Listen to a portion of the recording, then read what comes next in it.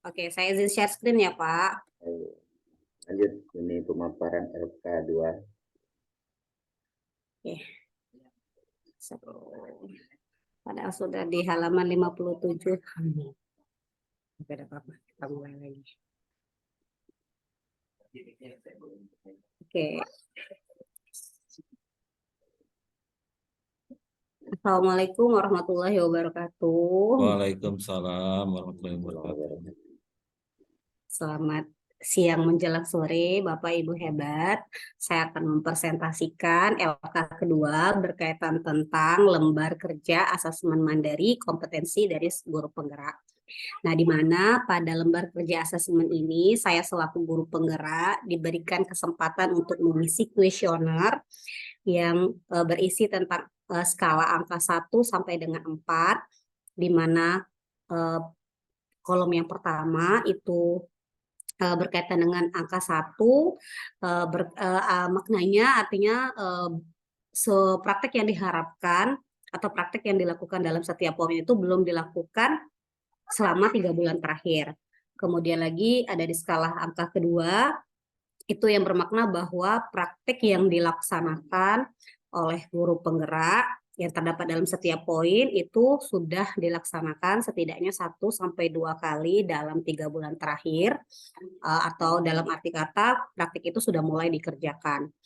Kemudian ada skala dengan angka 3, di mana maknanya bahwa praktik itu sudah mulai sering dilakukan. Kenapa dikatakan sering dilakukan? Karena praktik ini sudah memiliki jadwal yang rutin, hanya saja belum konsisten dilaksanakan.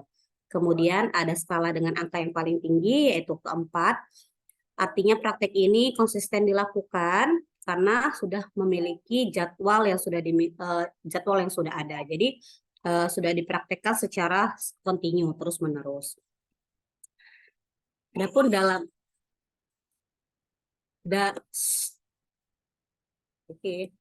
asesmen ini terbagi dari beberapa kategori. Yang pertama itu kategori yang berkaitan tentang pengembangan diri dan orang lain.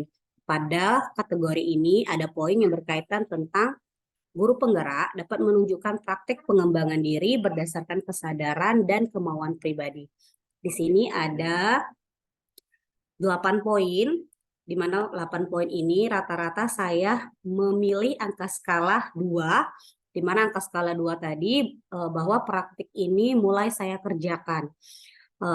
Kenapa dikatakan mulai kerjakan? Karena memang saya sendiri baru melaksanakan praktik ini 2 atau 3 bulan terakhir, di mana saya mulai menerapkan untuk meminta rekan sesama guru untuk dapat melihat praktik saya mengajar. Kemudian saya mulai mencatat kelebihan dan kekurangan saya dalam praktik mengajar, sampai dengan saya mulai berusaha untuk membuat RTL atau rencana tindak lanjut untuk perbaikan praktik mengajar yang sudah saya lakukan. Namun dari beberapa poin yang ada poin yang pertama, yaitu saya bertanya kepada murid apa hal yang sudah baik dari praktik mengajar yang saya lakukan, itu saya memilih angka skala yang ketiga. Kemudian yang paling tinggi saya berikan poin itu pada poin saya bertanya kepada murid hal apa yang belum dimengerti dari praktik mengajar saya.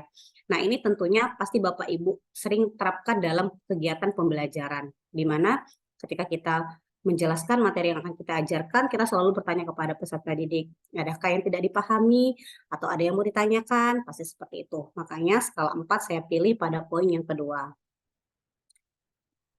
Selanjutnya, pada kategori mengembangkan kompetensi warga sekolah untuk meningkatkan kualitas pembelajaran. Pada kategori mengembangkan kompetensi warga sekolah ini ada 4 poin, di mana poin yang paling banyak saya pilih dengan skala angka yang kedua. Karena memang praktik untuk mengembangkan kompetensi peserta didik ini baru mulai saya kerjakan. Saya mulai membantu rekan sesama guru dalam mengidentifikasi persoalan pembelajaran. Saya membantu menganalisis permasalahan pembelajaran rekan sejawat, dan saya membantu rekan sesama guru untuk menemukan strategi pengembangan kompetensi diri berdasarkan kebutuhan belajarnya. 9, 10, dan 11 sebenarnya itu sering kita laksanakan dalam kegiatan supervisi. Nah, di sini biasanya supervisi yang kami lakukan bukan hanya dilakukan oleh para pimpinan atau kepala sekolah, tetapi juga sering dilakukan antar rekan sejawat.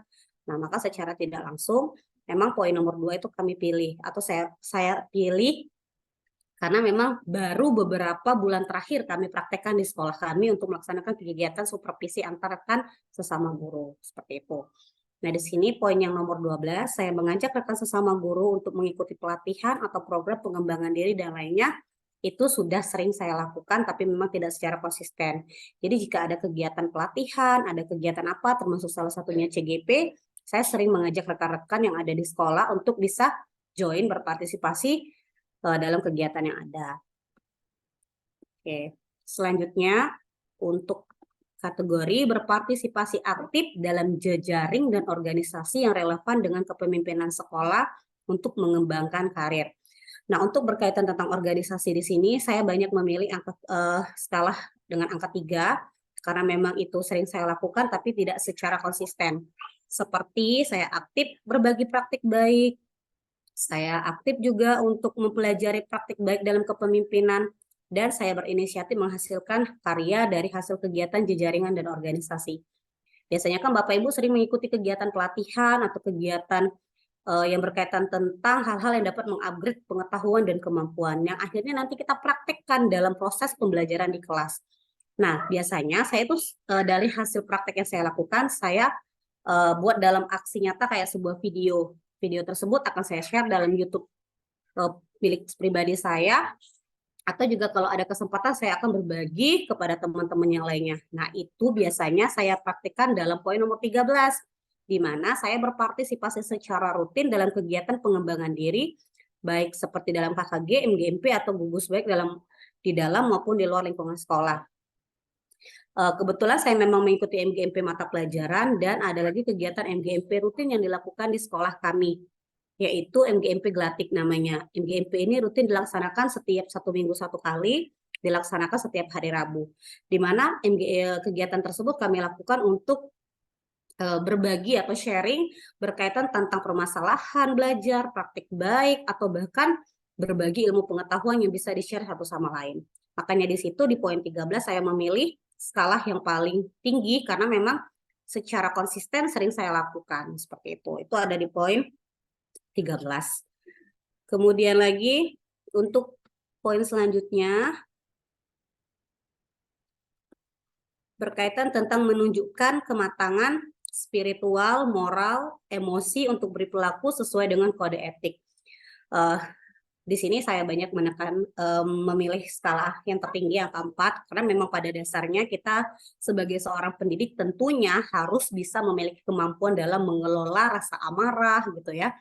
Kemudian kita juga dapat bekerja sama dengan rekan sejawat tanpa adanya unsur sarah, agama, suku, ras, fisik, dan sebagainya. Kemudian mempertimbangkan norma moral, etika dalam mengambil keputusan, mendengarkan setiap pendapat murid sampai dengan menahan diri melakukan hal yang melanggar kode etik seorang pendidik.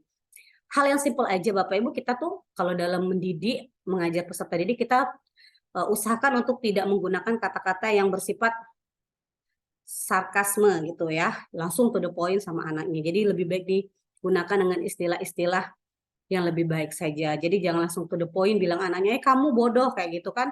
Itu sangat bertentangan menurut saya sebagai seorang pendidik. Nah, di situ saya menggunakan poin yang keempat.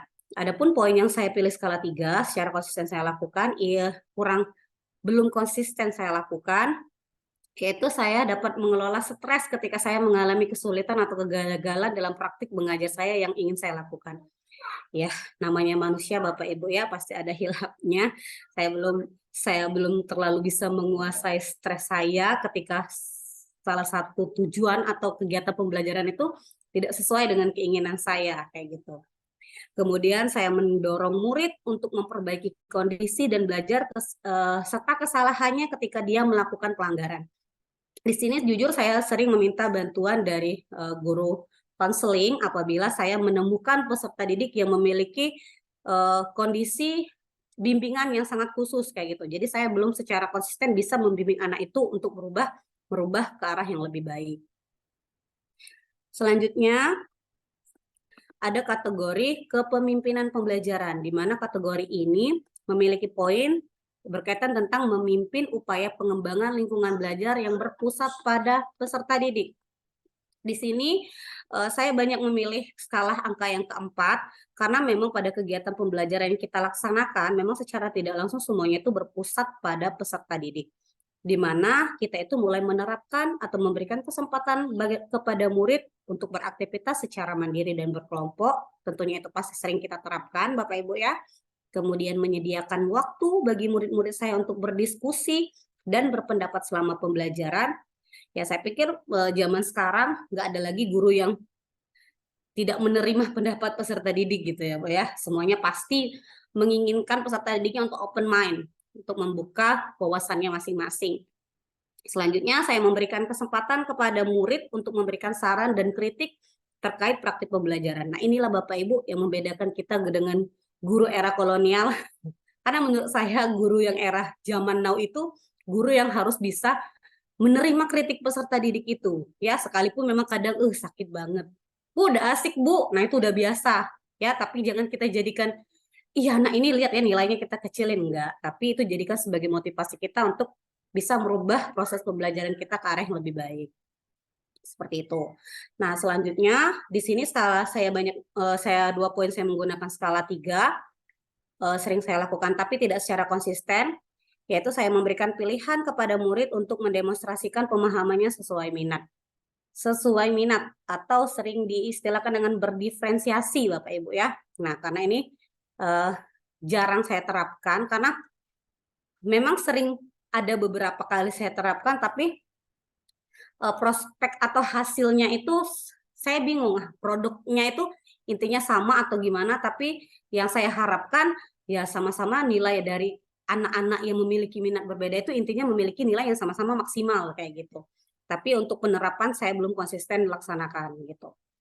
Kemudian saya menyediakan berbagai bentuk bahan ajar untuk menyesuaikan dengan kebutuhan belajar murid. Nah, lagi-lagi itu kembali lagi dengan yang berdiferensiasi tadi. Jadi selain kita menyediakan sesuai dengan minat, tentunya kita juga harus memenuhi bahan ajar yang sesuai dengan peserta didik tadi, mana yang audio visual, mana yang visual, mana yang audio aja, seperti itu. Itu belum saya laksanakan secara konsisten. Selanjutnya, lewat memimpin perencanaan dan pelaksanaan proses belajar yang berpusat pada murid. Di sini saya menggunakan skala angka yang keempat, berkaitan tentang mengajak rekan sejawat untuk merencanakan pembelajaran yang mendorong murid gemar belajar, serta mengajak sesama guru melakukan pembelajaran yang mendorong murid untuk gemar belajar. Intinya 3233 itu sama Bapak Ibu ya, merencanakan dan melakukan proses. Jadi sudah direncanakan dan dipraktikkan. Jadi jangan sekedar wacana aja tapi tidak dipraktikkan gitu kan. Jadi itu sudah mulai rutin kita laksanakan melalui kegiatan MGMP yang sudah saya bahas sebelumnya. Kemudian poin yang kedua saya laksanakan karena baru saya terapkan, yaitu memandu pertemuan dengan rekan sejawat untuk mendiskusikan ragam strategi pembelajaran untuk memenuhi kebutuhan belajar murid. Untuk memandu pertemuan sebenarnya saya masih proses pembelajaran Bapak Ibu ya, jadi saya kalau misalnya sudah konsisten saya takut menggurui, jadi lebih baik saya baru belajar saja seperti itu. Selanjutnya itu memimpin refleksi dan perbaikan kualitas proses belajar yang berpusat pada murid. Nah, ini saya banyak centang angka kedua karena memang pada prakteknya kegiatan yang sering kita laksanakan itu hal yang paling terlupakan itu adalah refleksi atau merencanakan rencana tindak lanjut ya.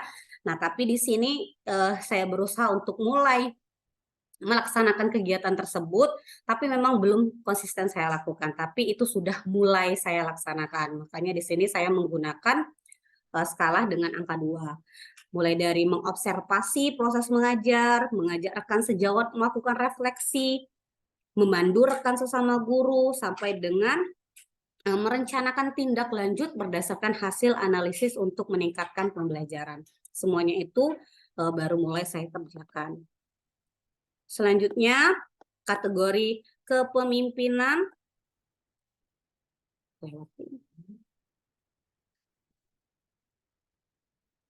Kategori kepemimpinan manajemen sekolah. Di mana pada kategori ini ada poin berkaitan tentang mengembangkan dan wujudkan visi sekolah yang berorientasi pada murid. visi sekolah, artinya sesuatu yang dicita-citakan atau harapan ya yang dimiliki oleh sekolah. Nah, di sini poin saya gunakan itu belum pernah saya laksanakan karena memang mengajak warga sekolah untuk mengkaji ulang visi sekolah agar lebih berpihak pada murid, karena menurut saya belum memiliki wewenang untuk di tahap itu. Makanya itu saya pilih angka yang pertama, skala yang pertama itu belum saya kerjakan. Kemudian untuk sekedar mengajak, mensosialisasikan, merefleksikan, atau sampai dengan memberikan masukan terhadap program sekolah agar sesuai dengan visi yang berpihak pada murid, nah itu sudah saya terapkan.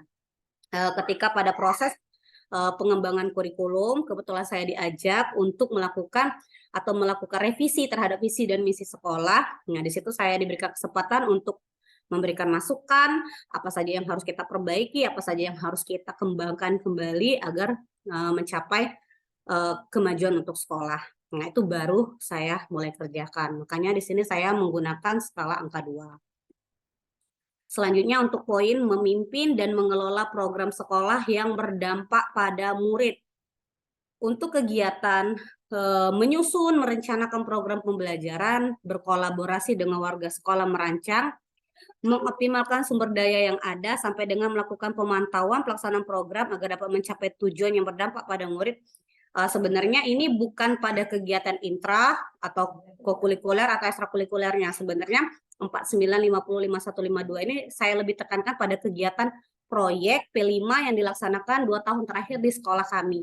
Nah, di sini saya diberikan kesempatan untuk ikut dalam menyusun modul proyek tersebut. Nah, di situ saya mulai ikut dalam merencanakan, ikut berkolaborasi, mengoptimalkan sumber daya sampai dengan memonitor atau panen raya gitu kan dari proyek tersebut, bagaimana keberhasilan dari pembuatan modul sampai dengan pelaksanaan yang kita laksanakan di lapangan. Makanya saya sudah mulai menggunakan skala angka 3, memang sudah saya terapkan, tapi memang belum konsisten karena memang saya dilibatkan pada modul-modul tertentu, tidak semuanya.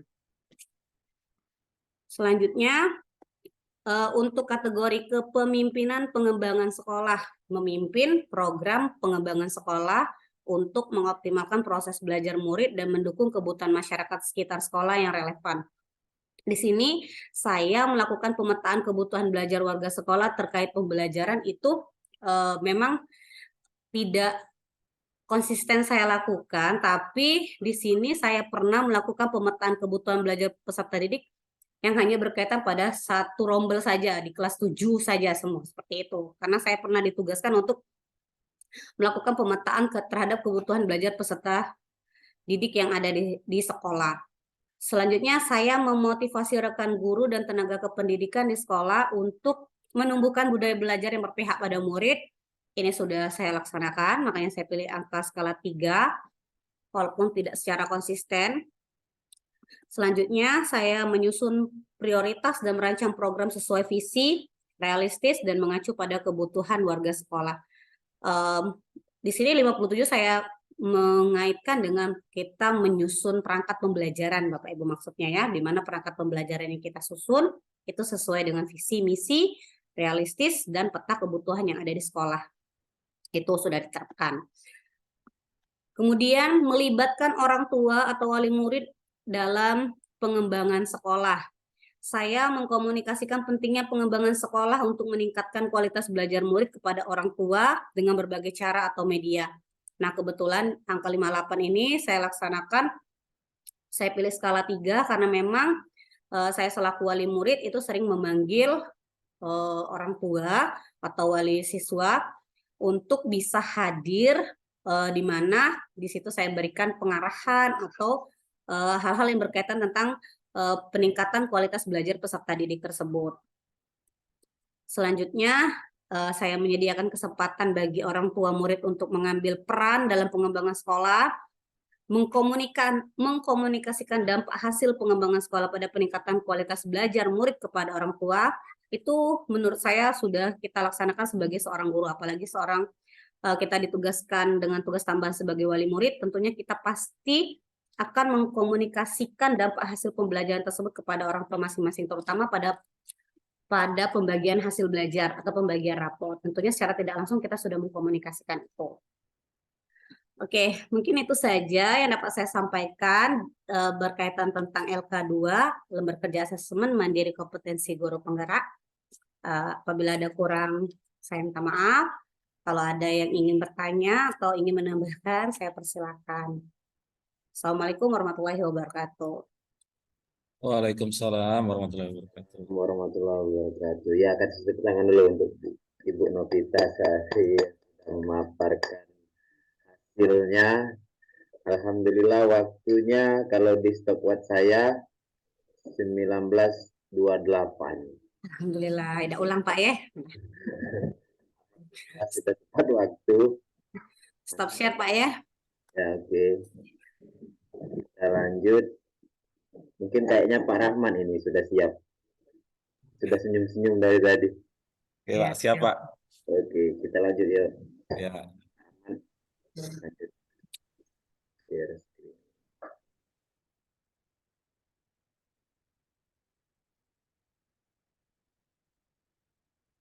Ntar Pak ya, lagi siap-siap. Mana di share.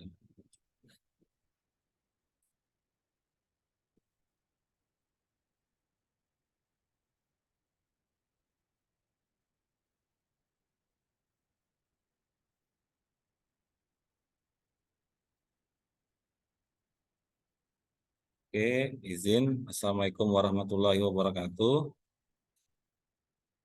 Waalaikumsalam warahmatullahi wabarakatuh.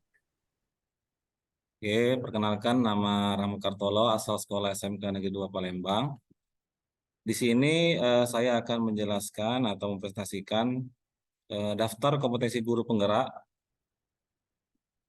melalui penilaian pengecekan mandiri terhadap diri kita secara objektif. Nah, di sini dikasih kategori atau keterangan skalanya 1 sampai 4, di mana bisa kita lihat bahwasanya kalau skala 1 itu belum dilakukan, tapi praktek yang diharapkan akan berjalan dalam 3 bulan terakhir. Kemudian di poin kedua atau skala kedua itu baru mulai dilakukan. Praktik yang diharapkan sudah mulai dilakukan setidaknya 1 sampai 2 kali dalam 3 bulan terakhir. Kemudian di skala 3 itu adalah praktik yang diharapkan sudah sering dilakukan dan sudah memiliki jadwal yang rutin, hanya belum konsisten dan dilaksanakan. Berarti ini sudah ada tapi nggak konsisten. Maksudnya itu pelaksananya itu nggak rutin gitu aja sih. Kadang jalan, kadang enggak gitu seperti itu. Kemudian di skala 4 itu adalah konsistensi dilakukan. Praktik yang diharapkan sudah konsisten dilakukan sesuai jadwal yang dimiliki. Jadi ini sudah terjadwal, jadi agenda rutin seperti itu mungkin ya. Oke, kita lanjut lagi. Di bawah itu ada kategori pengembangan diri dan orang lain. Di sini bisa dilihat dari poin 1 sampai 8, itu 2 di atas itu saya memilih yang skala 4. Karena memang pada saat pembelajaran itu kepada murid, kita harus melakukan namanya praktik mengajar. Karena kalau hanya teori, apalagi di SMK itu materinya sulit diterima oleh siswa, makanya itu kita harus ada praktik dalam mengajar pada siswa. Kemudian di poin kedua itu setelah praktik itu apakah siswa memahami? Nah, itu kalau saya lihat dari pengalaman saya pribadi, itu hampir 60% itu siswa bisa melakukan praktik yang telah diajarkan. Makanya itu saya buat di sini dalam skala 4. Kemudian di poin yang 3 sampai 8, itu saya ambil contoh misalkan saya meminta rekan sesama guru untuk memberikan masukan setelah melihat praktik saya mengajar. Nah, di sini kebetulan memang di SMK itu ada namanya tim teaching. Jadi ada mengajarnya itu dalam satu mapel itu bisa 2 guru pada saat di kurikulum 13. Tapi setelah di kurikulum Merdeka itu sudah satu mapel itu 1 guru. Jadi nggak bisa lagi tim teaching, tapi saya selalu minta pendapat kepada teman itu bagaimana cara saya mengajar itu apakah sudah baik atau belum, itu sudah saya sering lakukan. Kemudian di sini juga saya ambil contoh yang lain. Saya mencatat kelebihan dan kekurangan saya dalam praktik mengajar. Ya benar. Jadi setiap setelah mengajar itu saya selalu menilai atau refleksi lah, walaupun tidak eh, enggak terjadwal atau dalam konsisten, tapi ada beberapa kali itu saya catat. Saya menanyakan dengan siswa bagaimana ini saya mengajarnya ini dengan guru juga. Jadi seperti itu. Kemudian saya ambil lagi contoh yang paling bawah. Saya membuat rencana tindak lanjut untuk perbaikan praktik mengajar. Oke, jadi setelah menerima saran dari guru-guru atau dari murid atau juga dari kepala sekolah, nah di situ saya akan introspeksi diri, bagaimana sih cara praktik mengajar itu yang baik dengan mencontoh teman-teman yang senior yang sudah paham dan baik dalam praktik pembelajarannya, itu saya akan ambil contoh-contoh yang seperti tersebut. Kemudian di bagian bawah itu ada mengembangkan kompetensi warga sekolah untuk meningkatkan kualitas pembelajaran. Di sini ada 4 poin, dari 9 sampai 10 itu saya memilih skala 2. Karena di skala 2 itu eh, saya membantu rekan sama guru dalam mengidentifikasi persoalan pembelajaran. Nah ini memang dikendalakan karena waktu. Jadi pada saat kita mau ngobrol, mau ketemuan itu mempunyai kesibukan tersendiri, jadi jarang bertemu. Makanya di sini saya milih skala 2. Sebenarnya kalau waktunya banyak itu bisa ditingkatkan menjadi skala 3 atau malah skala 4. Kemudian apalagi saya membantu menganalisis permasalahan pembelajaran rekan sejawat. Ini sama, mungkin terkendala dengan waktu tadi, jarang bertemu, walaupun kita dalam satu ruang guru juga seperti itu. Kemudian di poin 11-12 itu saya membantu rekan sama guru untuk menemukan strategi pengembangan kompetensi diri berdasarkan kebutuhan belajarnya. Ya, kalau ini sering kita lakukan karena kita sering ikut pembelajaran secara online. Kemarin itu kita ikut dari Digitalan, itu ada fasilitator pembelajaran, itu sudah kita ikuti juga.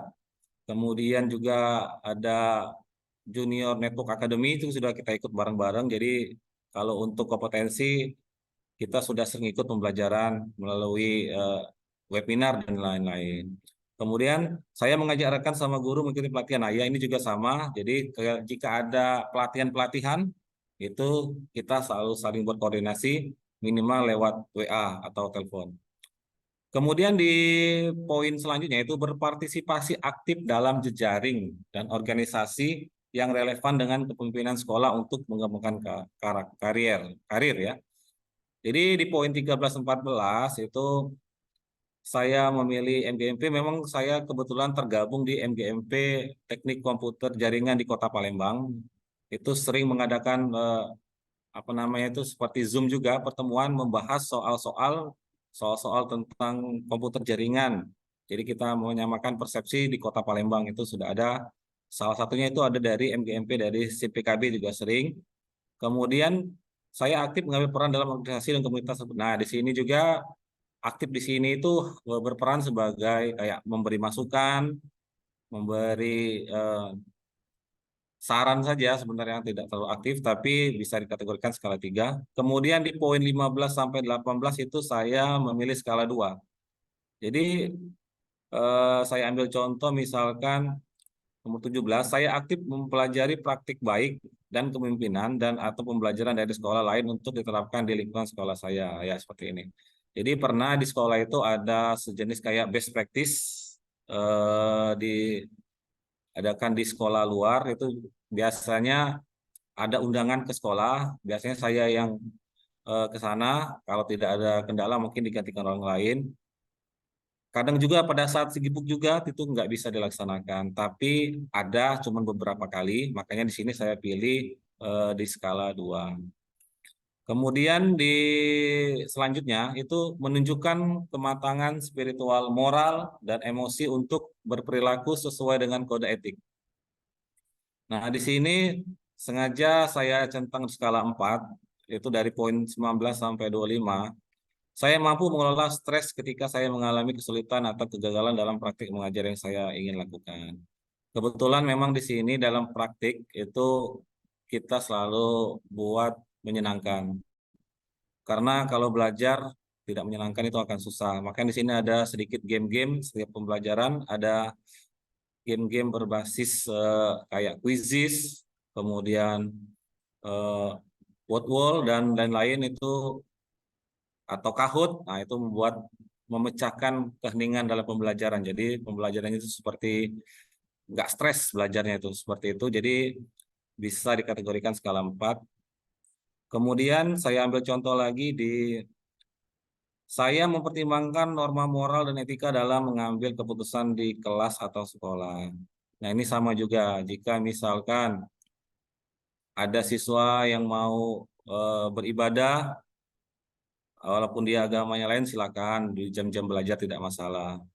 Kemudian pada saat istirahat, kita sesuaikan dengan jadwal. Misalkan jam istirahatnya jam 10, maka siswa harus 10. Jam 10 harus sudah keluar. Kemudian pada saat di kelas kita tekankan sopan santun, tidak adanya saling ejek atau membuli, itu sudah kita tekankan juga di sini, biar kondisi belajarnya itu menyenangkan. Kemudian kita ambil contoh lagi nomor 24 itu saya mendorong murid untuk memperbaiki kondisi dan belajar dari kesalahannya ketika dia melakukan pelanggaran. Nah, ini sering terjadi juga di lingkungan kelas. Itu saya ambil contoh misalkan siswa datang terlambat ke sekolah. Itu kalau kita beri hukuman yang fisik itu pasti kita bakal dilaporkan. Jadi lebih baik kita lebih kasih ke hukuman moral. Misalkan kita buat tulisan nanti dia keliling. Saya terlambat, tolong jangan tiru saya. Perbuatan saya ini salah. Nah, itu dia bisa bilang di setiap kelas nanti seperti itu hukumannya biar lebih mendidik. Daripada kita berpak-berpuk, mukul itu kan nggak bagus. Jadi kita bisa arahkan ke hukuman disiplin moral seperti itu aja. Kemudian lanjut lagi ke kategori selanjutnya, itu adalah kategori kepemimpinan pembelajaran. Memimpin upaya pengembangan lingkungan belajar yang berpusat pada murid. Jadi poin 26 sampai 31 ini ada sebagian di skala 3, kemudian ada lagi sebagian kecil itu di skala 4. Saya akan jelaskan, saya merencanakan lingkungan pembelajaran yang sesuai dengan kebutuhan belajar murid. Nah, di sini kita bisa lihat murid atau peserta didik ini, dia pengen belajarnya di lingkungan seperti apa. Karena kita memang juga pembelajaran itu tidak identik harus di dalam kelas. Jadi kita bisa belajar di luar kelas, misalkan di gazebo atau di ruangan aula, tergantung dari kesepakatan bersama. Nah, di sini makanya saya pilih skala 3 karena memang sering terjadi, apalagi kalau di kelas ini misalkan dipakai buat ujian. Anak-anak kan nggak bisa belajar di sini, maka dia harus pindah ke ruangan lain. Ruangan yang bisa dipakai itu bisa di masjid atau aula atau gazebo dan lain-lain seperti itu. Kemudian di poin 27 itu saya mempraktikkan pembelajaran yang memberikan kesehatan bagi murid untuk beraktivitas secara mandiri dan berkelompok. Jadi di sini pembelajaran yang apa namanya itu yang secara mandiri itu misalkan tugas kita bisa kasih tugas mandiri, bisa juga kasih tugas berkelompok untuk memecahkan suatu masalah atau kasus atau soal yang telah kita berikan kepada siswa. Nah, di poin 28 sampai 29 itu saya menyediakan waktu bagi murid-murid saya untuk berdiskusi dan berpendapat selama pembelajaran. Ini sesuai dengan kurikulum Merdeka. Jadi yang lebih aktif di pembelajaran itu memang seharusnya siswa. Jadi siswa lebih aktif berdiskusi, ada tutor sebayanya, jadi dia bisa menggali informasi. Karena kita sekarang coba belajar bukan di teacher center lagi, tapi kita sudah berusaha ke student center. Jadi kita patokannya ilmunya nggak harus dari guru, tapi bisa juga siswa itu berkreasi, berkolaborasi, dan lain-lain dengan teman-teman sebayanya. Kemudian di 29 itu saya memberikan pilihan kepada murid untuk mendemonstrasikan pemahaman sesuai minat. Benar. Jadi setiap siswa itu kadang pada saat pembelajaran itu mempunyai pola pikir atau pandangan tersendiri. Nah, di sini kita jangan sampai menghambat ide-ide kreatif dari siswa, masukan-masukan dari siswa. Jadi di sini saya kasih lah kebebasan berpendapat, tapi dalam konteks yang benar, dalam kutip ya. Jadi mereka itu saling bertukar pikiran, saling menjelaskan apa yang tidak mengerti, dan guru akan meluruskannya seperti itu. Kemudian di poin 31 itu saya memberikan kesempatan kepada murid untuk memberikan saran, kritik, dan benar. Jadi misalkan pada saat pembelajaran itu saya terlalu membuka apakah pembelajaran yang Pak sampaikan ini ada kekeliruan, misalkan salah hitung, itu silakan dikoreksi, nggak apa-apa. Atau salah tulis, Pak, harusnya seperti ini, tapi Bapak seperti ini. Nah, gitu. Jadi saya selalu open-minded. Jadi kalau siswa mau koreksi ya saya terima. Karena memang efeknya bahaya Bu. Kalau kita salah mengajarkan dengan siswa, itu kan akan berterus nanti kesalahan itu akan kayak dosa jariah jadi jatuhnya itu pada siswa. Akan terus berlanjut ke adik-adiknya dan lain-lainnya seperti itu. Oke, lanjut lagi ke selanjutnya itu memimpin perencanaan dan pelaksanaan proses belajar yang berpusat pada murid. Nah, ini kalau kita baca ini hampir mirip dengan filosofi Ki Hajar Dewantara. Mungkin ada yang sudah buka LMS, Bapak Ibu, karena di sana juga sudah ada proses belajar itu berpusat pada murid atau siswa.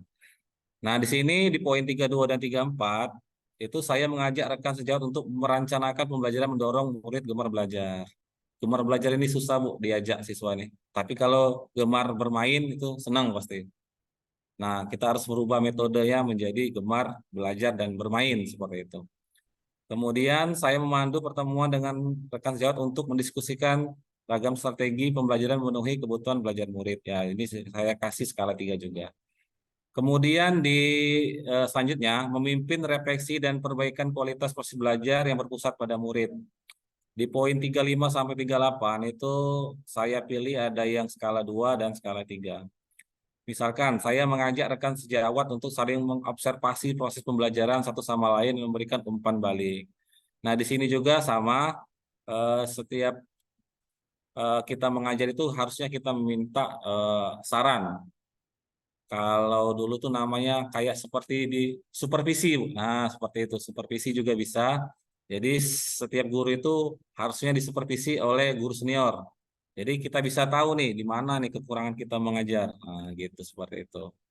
Karena supervisi ini kalau di sekolah kita itu mungkin 6 bulan sekali atau 3 bulan sekali itu ada dilaksanakan. Kemudian untuk di poin 37 itu saya ambil contoh, saya memandu rekan sama guru untuk bersama menganalisis data hasil pembelajaran. Ya, benar. Jadi di sini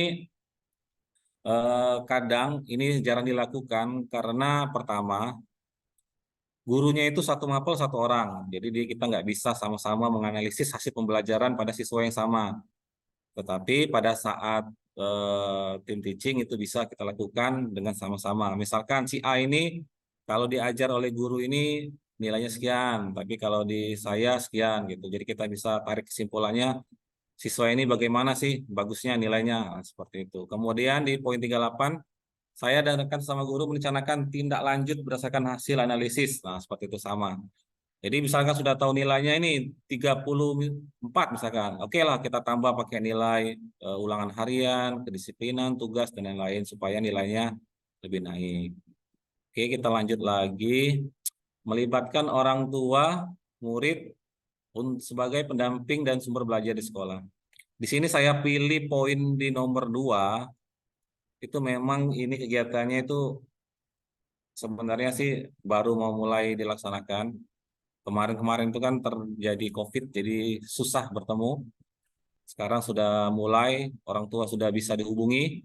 Malahan kita sudah membuat grup WhatsApp orang tua dari murid. Nah, jadi pada saat ada informasi-informasi penting itu bisa diinfokan. Kemudian di sini sama, saya berkomunikasi dengan orang tua murid untuk membicarakan peran mereka dan mendampingi muridnya. Benar. Kadang kita butuh dukungan juga dari orang tua dalam mendidik anak, karena orang tua di sekolah itu adalah guru dan orang tua di rumahnya itu adalah orang tuanya sendiri. Jadi kita memang harus berkolaborasi di situ. Nah, di poin 43 itu saya menyediakan kesempatan bagi orang tua murid untuk hadir di sekolah sebagai guru tamu. Nah, ini memang belum dilakukan di poin nomor 43 ini, memang belum ada wadah, memang ya belum pernah direncanakan. Tapi nanti akan coba dibicarakan dulu dengan pihak sekolah bagaimana apakah kita harus mengundang eh, misalkan orang tua sebagai guru tamu, karena ini memang belum dilaksanakan di sekolah saya. Kemudian kita lanjut ke kategori kepemimpinan manajemen sekolah, yaitu mengembangkan dan mewujudkan visi sekolah yang berorientasi pada murid. Nah, di sini sama seperti kayak di atas, itu saya mengajak warga sekolah untuk mengkaji ulang visi sekolah agar lebih berpihak pada murid. Nah, ini juga karena biasanya yang poin 44 ini itu adalah anggota di kurikulum, wakil-wakil itu biasanya pejabat-pejabat yang tinggi. Kalau kita guru tuh masih eh, sempit ruangnya menuju ke sana seperti itu. Makanya di sini saya pilih banyak yang skala 1. Kemudian di nomor 48 itu saya memberi kesempatan warga sekolah untuk memberikan masukan terhadap program sekolah agar sesuai dengan visi yang berpihak pada murid. Kita hanya guru ini hanya sebatas bercerita saja, keluh kesah, tapi yang eksekutor dan penentu kebijakan itu adalah kepala sekolah dan lain-lain seperti itu. Makanya di sini saya cuma bisa kasih skala kedua. Kemudian di selanjutnya memimpin dan mengelola program sekolah yang berdampak pada murid. Nah, di sini saya pilih itu dari poin 49 sampai 52 itu adalah skala 3. Sebenarnya seperti saya ambil contoh, saya berkolaborasi dengan warga sekolah untuk merancang dan menjalankan program pembelajaran ekstrakurikuler di kelas atau di sekolah. Memang di sini kebetulan juga saya kemarin itu pernah alhamdulillah diberikan sebagai staf kurikulum. Jadi memang tentang apa namanya program pembelajaran ini itu sering kita lakukan dengan MGMP. Jadi kurikulum itu akan mengundang MGMP per mapel berkoordinasi program pembelajaran apa yang tepat untuk anak-anak seperti itu memang ada dilakukan. Kemudian di contoh lagi, saya melakukan pemantauan monitor pelaksanaan program agar dapat mencapai tujuan pemrograman yang berdampak pada murid. Dan di sini juga kita ada analisis di mana apa sih ketercapaian pembelajaran atau tujuan program yang berdampak pada murid itu terlaksana atau tidak, memang ada kita lakukan. Kemudian kita ambil contoh lagi, misalkan langsung aja ke kategori kepemimpinan pengembangan sekolah. Memimpin program pengembangan sekolah untuk mengoptimalkan proses belajar murid dan mendukung kebutuhan masyarakat sekitar sekolah yang relevan. Di sini juga sama, di sini di poin 55, 57 saya pilih skala 1 karena memang saya melakukan pemetaan kebutuhan belajar sekolah terkait pembelajaran. Nah, di sini memang belum dilakukan oleh saya. Kemudian saya memotivasi rekan guru dan tenaga pendidikan di sekolah untuk menumbuhkan budaya belajar dan berpihak pada murid. Nah, ini memang sudah dilakukan tapi memang tidak terlalu sering. Oke, kemudian di poin melibatkan orang tua wali murid dan masyarakat dalam pengembangan sekolah. Di sini saya pilih eh, skala 1 karena memang itu belum dilakukan. Jadi saya melakukan komunikasi pentingnya pengembangan sekolah untuk peningkatan kualitas belajar murid kepada orang tua murid dan masyarakat dengan berbagai cara atau media. Nah, ini memang belum sempat dilakukan. Sama juga yang di bawah ini, saya mengomunikasikan dampak hasil pengembangan sekolah pada peningkatan kualitas belajar murid kepada orang tua dan wali murid dan masyarakat. Nah, ini hanya sebatas eh, siswa atau wali kelas kepada anak didiknya, belum sebagai mewakili sekolah seperti itu Bapak Ibu. Jadi terima kasih. Demikianlah presentasi dari saya. Maaf kalau memang ada kata-kata yang salah. Saya akhiri wabillahi taufiq wal hidayah. Wassalamualaikum warahmatullahi wabarakatuh. Baik Pak Rahmat, kita kasih approach terlebih dahulu. Terima kasih Pak Bu, terima kasih. Alhamdulillah Pak Rahmat sudah memaparkan hasil lembar kerja 2-nya. Untuk mempersingkat waktu, Nabela kayaknya. Ya Bu, Bu Nabila, kita Bu Ya, dulu, Pak. siap belum? Kayaknya malah hilang. Silakan. Ini ada admin yang masuk ke room kita. Bu Nabila, pemaparan. Yang sebentar, Pak. Ininya malah hilang yang LK 2 jam. Nggak bisa dibuka.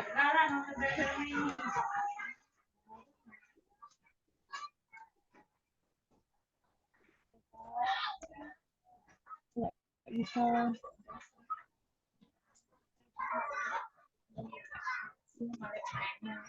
Yang lain dulu nggak apa-apa, Pak. Ini malah Ini Bu WhatsApp-nya Eva. keluar.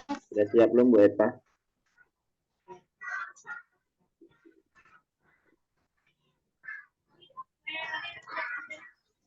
Maaf Bapak, yang kita bahas semuanya LK2 ya Pak? LK2, 3, dan 4. Yang sekarang LK2 semua ya Pak? Ya, LK2 dulu. Ya. Bu Kasih Eva. Pak. Baik, Pak. Halo, Pak. Ya. Kalau screenshot share screen-nya sudah kelihatan belum, Pak? Belum. Belum ada, Bu. Ah, ini baru kayaknya. Pak, maaf ya saya pakai 2 layar karena laptopnya bermasalah di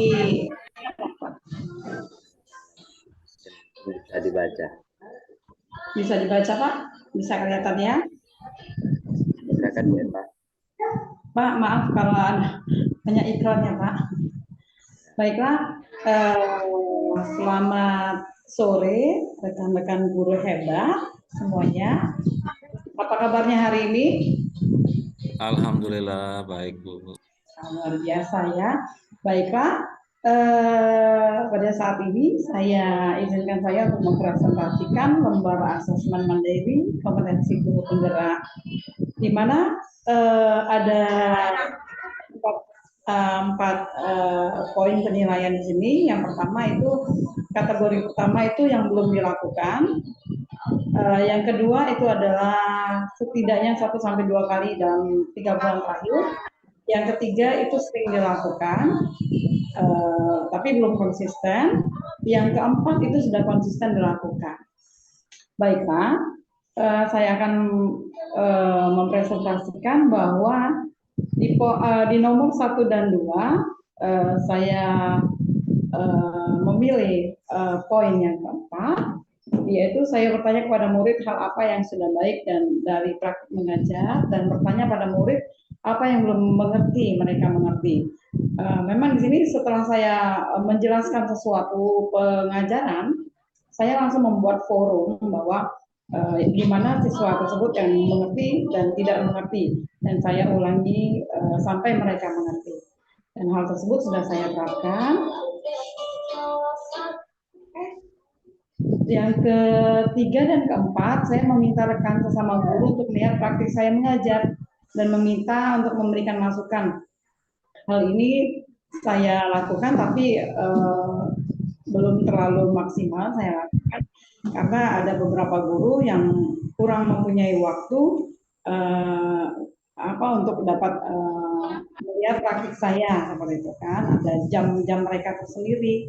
Dan yang kelima dan keenam, saya mencatat kelebihan dan kekurangan saya. Dan itu memang selalu saya lakukan, Pak, karena untuk dapat memotivasi saya, dan saya juga tahu saya lebihnya di mana, saya kurangnya di mana, lalu saya akan memperbaiki dalam kekurangan saya untuk kelebihannya bisa saya kembangkan menjadi hal yang lebih baik lagi. Setelah itu saya membuat rencana tindak lanjut untuk perbaikan praktik mengajar saya. Ya, dari kekurangan saya tersebut saya lihat lagi, terus saya setting lagi di mana kira-kira kurangnya, dan hal itu saya perbaiki lagi. Next, selanjutnya di poin ke 9, 10, dan 11 itu saya membantu rekan sesama guru untuk mengatasi persoalan pembelajaran mereka. Di sini ada beberapa guru yang sudah sangat senior, bahkan sebentar lagi mau pensiun. Mereka menganggap bahwa mengajar itu ya udahlah sampai di sini saja, karena sebentar lagi waktunya saya pensiun seperti itu. Tapi di sini saya tetap memberi mereka semangat bahwa di masa usia golden pun mereka masih bisa berkarya lebih lagi seperti itu. Nah, jadi di sini saya memberikan semangat juga membantu rekan guru dalam menangani persoalan pembelajaran mereka. Next, selanjutnya saya mengajak rekan sesama guru untuk mengikuti pelatihan atau program pengembangan lainnya. Memang di sini itu semua terkait dengan waktu dan dana, ya, apalagi pada proses misalnya kita mengundang sekolah lain dan sebagainya. Tapi di sini di sekolah kami dia mengadakan MGMP ya secara virtual, gitu kan. Jadi melalui Zoom, kalaupun tidak bisa sebulan sekali. Gitu. Nah, itu sudah dilakukan. Dan saya aktif mengambil peran dalam organisasi atau komunitas profesi. Hal ini memang agak kurang saya lakukan karena di sekolah yang saya tempati sekarang, saya baru 1 tahun kerja ini, masuk ke 1,5 tahun ini, ya karena baru lulus 1 tahun ini. Jadi untuk mengambil peran dalam organisasi komunitas profesi itu belum ya, paling tidak saya sebagai anggota. Next, selanjutnya saya aktif berbagi praktik baik dalam rekan sesama guru di sekolah dan di sekolah lain. Jadi kami saling sharing, saling berbagi hal-hal baik dalam setiap sekolahnya ataupun di intern sekolah kami. Jadi mana yang menurut mereka ingin dalami, saya bagi ilmu seperti itu. Next, selanjutnya saya aktif mempelajari praktik baik dalam kepemimpinan dan juga berinisiatif menghasilkan karya atau hasil kegiatan di jejaring organisasi. Itu sudah saya lakukan. Kepemimpinan yang baik itu maksudnya saya di sini di kelas saya mengadakan terobosan bahwa di sekolah selama ini, di sekolah saya itu kurang adanya seni kayak gitu. Jadi di sini saya mempraktikkan praktik yang baik, saya menambahkan pianika kayak gitu ya, mempelajari pianika. Jadi sehingga mereka untuk upacara bendera, untuk lagu mengheningkan cipta ataupun Indonesia Raya, mereka sudah bisa memainkan pianika. Jadi itu berbagi hal praktik baik. Tapi memang terkadang ada beberapa guru yang merasa, aduh kok kamu berisik sekali kelasnya, kayak gitu kan, mengganggu dengan kelas lain. Ya, tapi hal tersebut saya sudah konsultasikan kepada kepala sekolah, bagaimana Bu, ada beberapa guru yang merasa terganggu dengan suara pianika, kayak gitu kan. Tapi sudah saya konsultasikan kepada kepala sekolah dan memang kepala sekolah mengizinkan, ya tidak apa-apa, asalkan ya mungkin itu di jam-jam terakhir ya, 2 jam terakhir pelajaran seperti itu kan. Kalau misalkan awal-awal pembelajaran kan anak-anak pada konsentrasi seperti itu kan, lagi moodnya tinggi seperti itu. Nah terus saya selanjutnya poin yang ke-19 adalah saya mampu mengelola stres ketika mengalami kesulitan atau kegagalan dan mengelola rasa amarah. Ya di sini emosional kita sebagai guru memang kadang-kadang terpancing seperti itu. Tapi dalam hal ini ya puji Tuhan bisa diatasi, bisa dihandle. Ya mungkin dengan cara ya tarik nafas seperti itu dan sebagainya, dihandle. Meskipun ada rasa dongkol itu pasti ada, manusiawi, tapi gimana kita memanajemen hati kita sendiri seperti itu bagi murid kita. Dan itu juga sebagai landasan atau contoh untuk murid bahwa kalau ada apapun yang terjadi, kita dalam kondisi emosi sekalipun, kita juga bisa memberi pembelajaran pada murid bahwa tahan emosi seperti itu. Baiklah, next selanjutnya di poin yang ke-27 sampai 29 mempraktikkan pembelajaran yang memberikan kesempatan bagi murid untuk beraktivitas secara mandiri kelompok.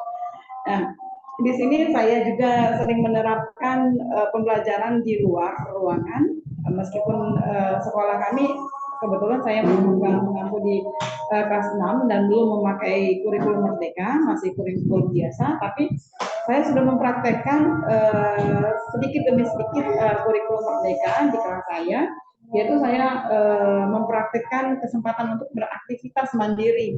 Misalnya mereka mengamati pohon cabai, mengamati perkembangannya hari demi hari dan minggu demi minggu seperti itu. Jadi mereka dapat berdiskusi selama pembelajaran dan mereka dapat mengamati seperti itu.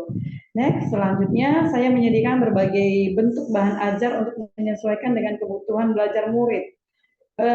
Saya sudah upayakan hal tersebut, mengupayakan, tetapi terkadang terkendala di infokus sekolah hanya tersedia satu seperti itu kadang-kadang kebutuhan murid saya kepengennya setiap hari mereka menggunakan itu, tapi apa adanya kapasitas sekolah hanya bisa menyediakan dan guru-guru yang lain juga kadang-kadang memakainya, jadi ya kita hanya dapat beberapa waktu saja untuk dapat menggunakan infokus. Next, memberikan kesempatan kepada murid untuk memberikan saran dan kritik terkait dengan praktik pembelajaran yang saya berikan. Hal itu saya buka dengan luas untuk kepada murid saya, apa kekurangan pada pembelajaran ini. Terus jika mereka kurang mengerti pun akan saya ulangi lagi. Ya mungkin itu saya berikan kesempatan kepada murid-murid saya. Selanjutnya di poin 32 sampai 34 saya mengajak rekan sejawat untuk merencanakan pembelajaran yang mendorong murid gemar belajar. Di sini hanya ada beberapa guru yang bisa saya dorong seperti itu, dan seperti saya ceritakan tadi ada guru-guru senior yang kurang membuka diri, jadi open minded mereka hanya ya udahlah hanya sampai di situ aja, anak-anak nggak usah lebih seperti itu kan. Tapi untuk saat ini sedikit demi sedikit mereka saya buka pemikiran mereka sehingga mereka bisa berkembang pada ilmu pengetahuan yang semakin maju untuk saat ini. Next, selanjutnya mengajak rekan sejawat untuk mengobservasi proses mengajar dan memberikan umpan balik. Ya, sama seperti yang tadi saya katakan, diobservasi kalau ada rekan sejawat itu yang kurang mengerti atau membutuhkan bantuan, saya bersedia untuk memberikan bantuan. Next, selanjutnya saya memandu rekan sesama guru bersama untuk menganalisis data hasil pembelajaran, itu juga saya sudah lakukan. Di poin 39 sampai poin 43, saya mengidentifikasi profil orang tua murid dan mencatatnya. Pada awal tahun pembelajaran, saya menyediakan biodata murid seperti itu. Jadi saya tahu profil orang tua murid itu bagaimana, jadi keadaan murid itu bagaimana di lingkungan sosialnya. Kita bisa baca dari profil orang tua murid tersebut. Dan ketika ada murid yang bermasalah, saya bisa mengkomunikasikan dengan orang tua murid tersebut melalui WA, dan saya minta tolong mereka untuk datang ke sekolah dan berdiskusi bersama apa keluh kesah murid tersebut, peserta didik tersebut di rumah, dan kami bisa mencari solusi bersama seperti itu. Next, selanjutnya saya mengajak keluarga sekolah untuk mensosialisasi visi sekolah yang berpihak pada murid melalui berbagai media. Nah, mungkin di sini saya mengajak teman-teman rekan kerja untuk dapat mensosialisasikan dengan berbagai media, misalnya by WA group atau Facebook dan Instagram dan sebagainya, sehingga orang tua murid tersebut mengetahui dengan jelas visi dan misi sekolah. Next, selanjutnya di poin ke-49, saya menyusun dan merencanakan program pembelajaran intrakurikuler. Itu dia yang seperti Pianika tadi, saya minta kepada kepala sekolah untuk dijadikan sebagai ekstrakurikuler di sekolah. Tapi hal tersebut mungkin membutuhkan dana untuk membeli pianikanya. Kalau di kelas kan saya tidak memaksa murid hanya yang mempunyai saja. Kalau ekstrakurikuler itu ibaratnya pilihan kepada siswa, tapi sekolah harus menyediakan bentuk fisik dari pianika tersebut. Nah, hal tersebut masih dalam proses pembicaraan kepala sekolah dengan pihak bendahara. Next, selanjutnya saya mengoptimalkan sumber daya yang ada untuk program pembelajaran. Itu dia tadi seperti yang musik, mengoptimalkan yang ada pada murid aja dulu. Untuk ekstrakurikuler mungkin next time dilakukan. Seperti itu. Next, selanjutnya kepemimpinan dan pengembangan sekolah. Saya melakukan pemetaan kebutuhan belajar warga sekolah terkait dengan pembelajaran. Di sini saya juga meminta kepala sekolah untuk dapat membantu saya untuk bisa memetakan kebutuhan belajar di sekolah. Terus memotivasi guru dan tenaga kependidikan sekolah untuk menemukan budaya belajar yang berpihak pada murid. Selama ini, selama 1 tahun pantauan saya, ada beberapa guru yang tidak mau tahu dengan siswanya, yang hanya mengajar, tapi tidak berpihak pada murid, seperti itu. Jadi ibaratnya murid itu tidak diberikan kesempatan untuk mendemonstrasikan apa yang ada di pemikiran mereka. Jadi ibaratnya hanya senternya itu berpusat sama guru saja. Jadi ke teacher center bukan ke student center, seperti itu. Next, ada saya menyediakan kesempatan bagi orang tua murid dan masyarakat untuk mengambil peran dalam pengembangan sekolah. Di sini ya saya ada dibuka untuk orang tua murid untuk bisa memberi masukan, saran atau kritik untuk sekolah sehingga sekolah itu bisa lebih maju untuk next time-nya. Selanjutnya mengkomunikasikan dampak hasil pengembangan sekolah pada peningkatan kualitas belajar murid kepada orang tua masyarakat. Nah, mungkin saya seperti karena kemarin saya berasal dari sekolah swasta dari SD Baptis. Di SD Baptis tersebut memberikan laporan bulanan kepada orang tua murid sebulan sekali. Nah, di sini saya memberi masukan kepada kepala sekolah, memberi masukan kepada kepala sekolah untuk mengkomunikasikan kepada murid, orang tua murid sebulan sekali bagaimana perkembangan siswa tersebut di kelas. Seperti itu. Ya, seperti itu saja Pak. Presentasi dari saya. Sekian dan terima kasih. Oke, kasih stop dulu buat Bu Eva. Karena sambil gendong anak. Iya Pak, maaf Pak. Itu Pak, maaf Pak ya.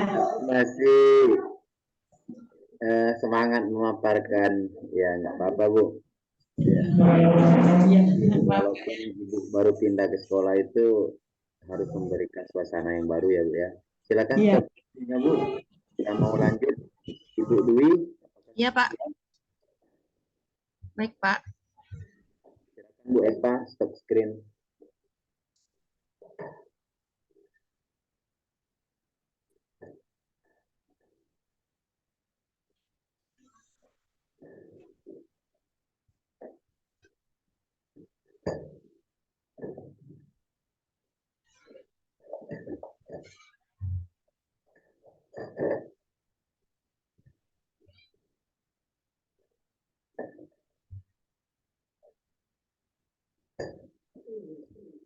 Lanjut Bu Dwi.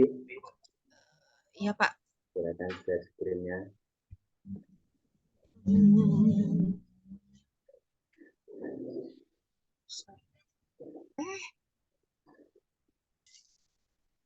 Aduh.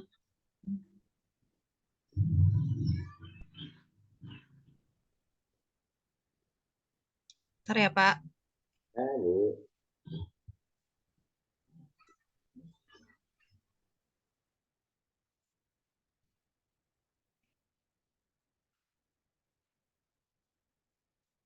Aduh.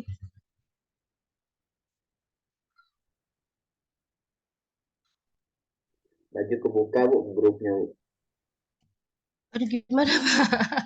Nggak mau ketutup ini. Ntar ya, Pak. Nah, mulai muter-muter lagi laptopnya, Pak. Tak Oppo Bu. Lenovo, Pak. Berat mungkin udah. Ntar ya, Pak.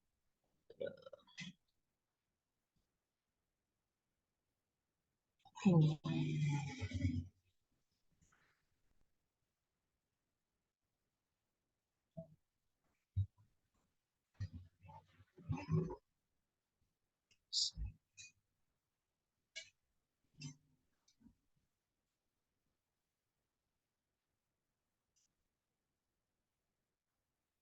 Udah tampil belum, Pak? Belum ya?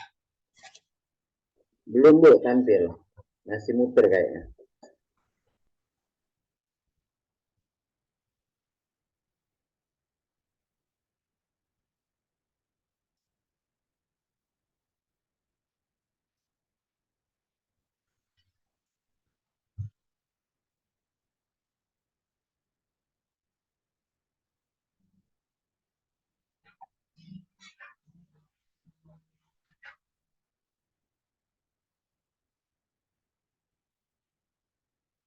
Ini, Pak, udah?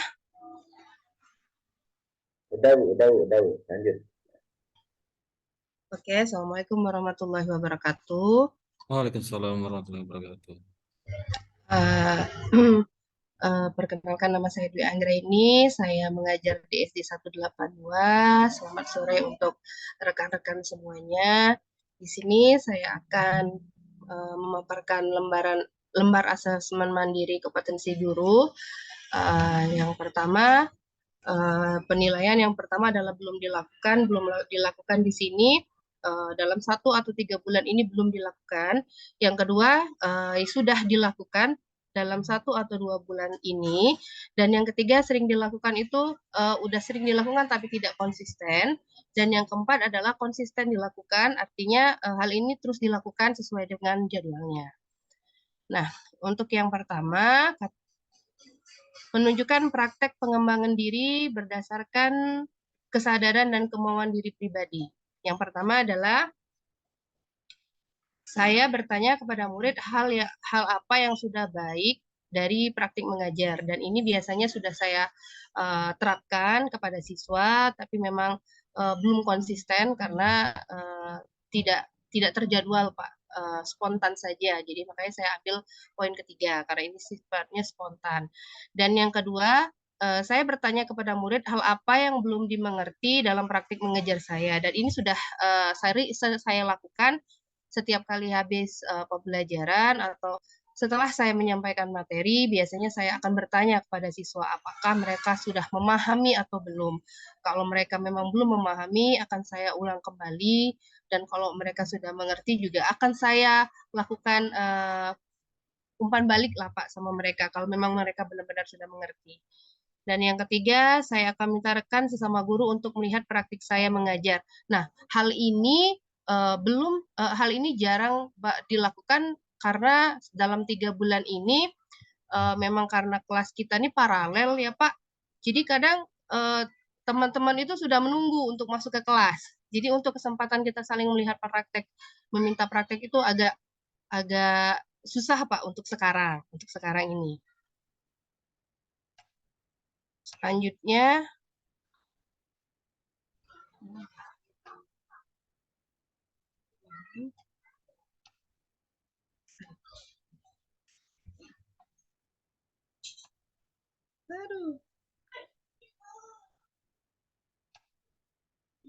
maaf ya Bapak. Selanjutnya, saya mencatat kelebihan dan kekurangan saya saat dalam praktik mengajar. Ya, itu saya lakukan, Pak. Apa kelebihan dan kekurangan saya ketika mengajar. Saya juga membuat rencana pengembangan diri untuk perbaikan diri saya, tapi dalam waktu 3 bulan ini memang belum saya lakukan, Pak. Saya sudah membuat tapi belum saya aplikasikan. Dan saya membuat rencana pengembangan diri untuk perbaikan mengajar berdasarkan masukan dari sesama rekan.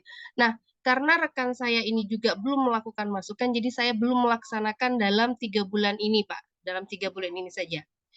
Saya membuat rencana tindak lanjut untuk praktek perbaikan mengajar. Ya, karena saya pikirnya poinnya itu dalam 3 bulan ini, makanya saya memilih poin yang kedua, karena memang belum dilakukan dalam 3 bulan ini. Terus yang membantu rekan sesama guru dalam mengidentifikasi persoalan pembelajaran. Nah, saya ambil di poin ketiga, karena hal ini saya sering lakukan tapi tidak konsisten. Tidak konsisten itu dalam artian tergantung rekan-rekan di sekolah, Pak. Apakah mereka membutuhkan bantuan saya atau tidak dalam mengidentifikasi persoalan pembelajaran. Yang ke poin ke-10, saya membantu menganalisis permasalahan pembelajaran rekan sejawat. Di sini kebetulan saya pernah dulu berpengalaman mengajar di sekolah luar biasa, Pak, selama 4 tahun.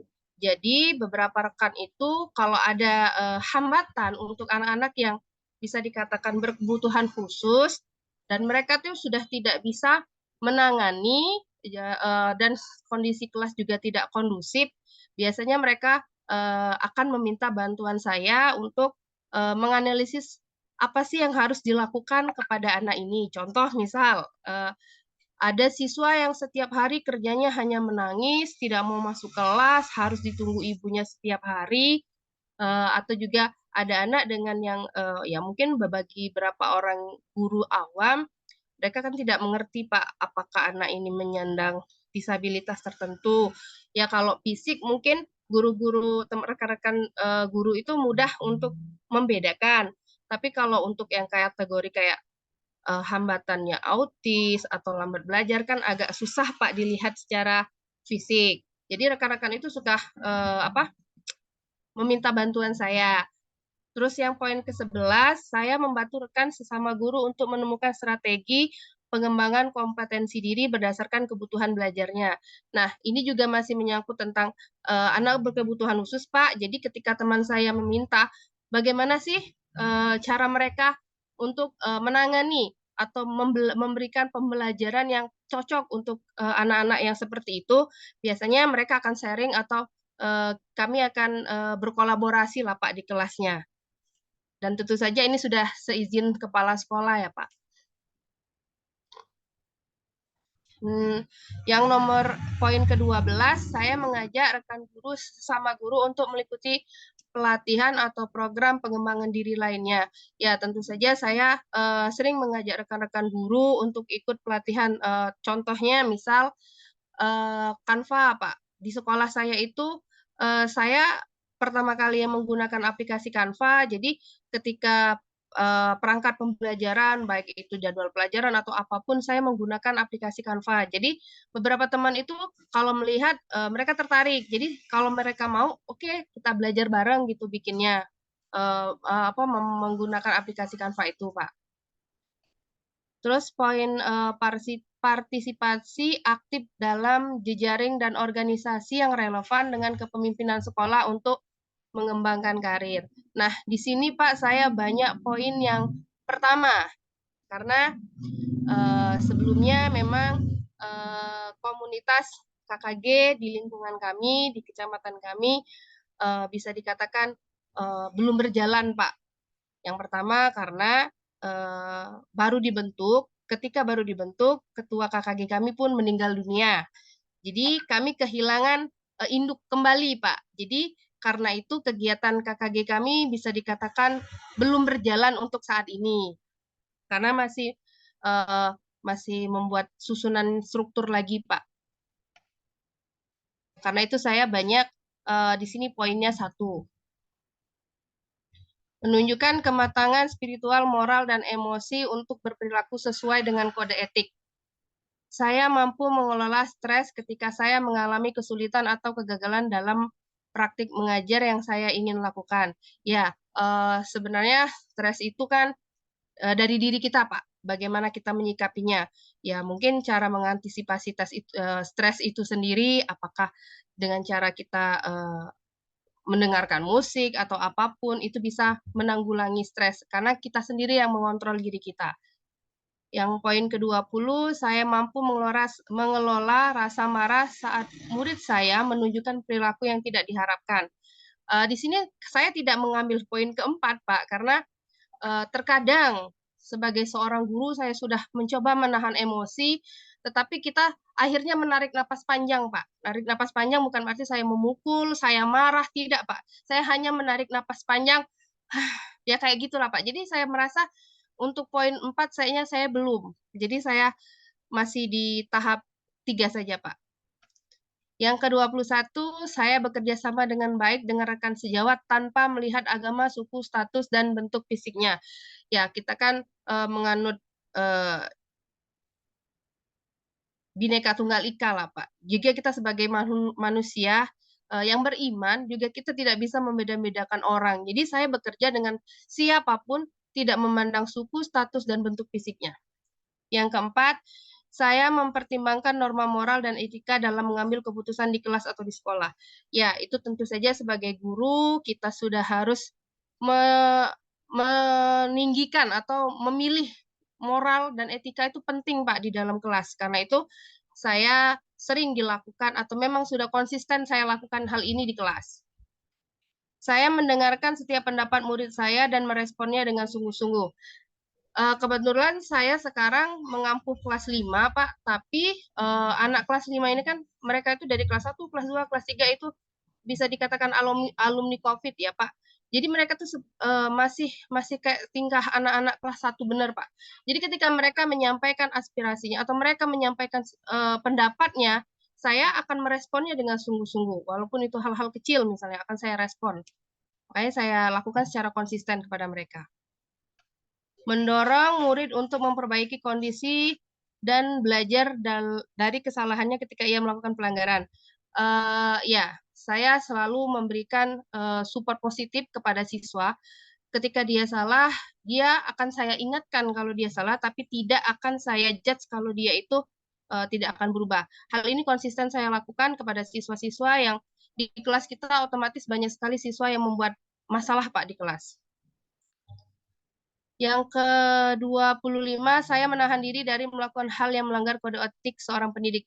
Ya, saya konsisten melakukan itu Pak, karena apalagi sekarang ya Pak, dunia pendidikan sepertinya guru untuk saat ini sangat-sangat ditekan sama wali murid. Jadi sebagai seorang guru, saya menjaga kode etik, saya tidak akan melakukan kekerasan kepada siswa, saya juga tidak akan melakukan hal-hal yang melanggar kode etik kita sebagai seorang pendidik. Selanjutnya, memimpin upaya pengembangan lingkungan belajar yang berpusat pada murid. Dari poin ke-26 sampai ke-31, saya juga memilih poin ketiga yang belum konsisten, dan yang keempat adalah konsisten saya lakukan. Saya mempraktikkan pembelajaran yang memberikan kesempatan bagi murid untuk beraktivitas secara mandiri dan berkelompok. Di sini terkadang saya bikin game-game Pak yang saya tampilkan dengan Infokus. Jadi anak-anak nanti saya bikin mereka berkelompok. Silakan mereka maju, siapa yang duluan maju, siapa yang mau mengerjakan itu mereka sendiri yang memutuskan Pak. Jadi nanti skornya saya hanya memantau apa yang mereka kerjakan dari pembelajaran itu. Poin ke-28, saya menyediakan waktu bagi murid-murid saya untuk berdiskusi dan berpendapat selama pembelajaran. Nah, hal ini juga saya terapkan konsisten di kelas. Jadi, anak-anak itu kan mereka sekarang ini kita tidak bisa, mereka itu punya pendapat, Pak. Jadi, kayak matematika, ketika kita memberikan mereka materi dengan jalan seperti ini, tapi mereka punya jalan yang lainnya, tapi hasilnya itu benar, ya saya tidak akan menyalahkan, Pak. Saya akan berdiskusi dengan mereka. Ketika siswa saya salahkan, dia akan maju. Ibu, kenapa saya disalahkan? Saya seperti ini. Dan masalah itu diskusi itu selalu saya buka untuk anak. Saya terbuka untuk masalah diskusi kepada siswa, apalagi yang menyangkut pembelajaran. Yang ke-29, saya memberikan pilihan kepada murid untuk mendemonstrasikan pemahamannya sesuai minat. Ada anak yang visual, ada juga anak yang audio, ada anak yang cenderung pendiam itu lebih rapi dalam tulisan ketika berpendapat. Jadi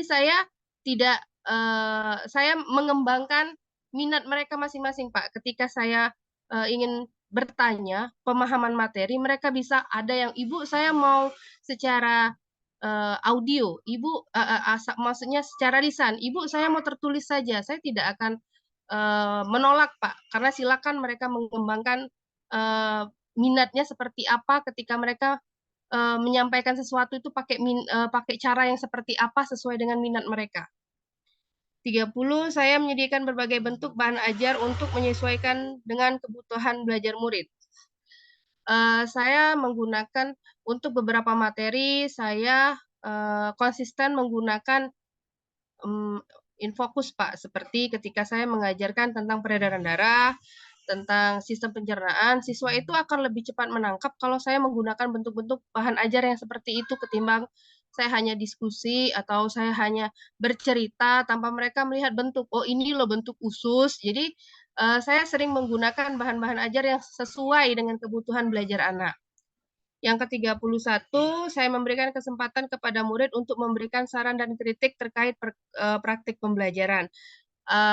Terkadang Pak di sekolah siswa itu, Ibu hari ini besok kita belajarnya pakai Infokus saja ya Bu. Kami ingin materinya, kami ingin lihat misalnya ketika belajar tentang sapi nih Pak, pencernaan sapi.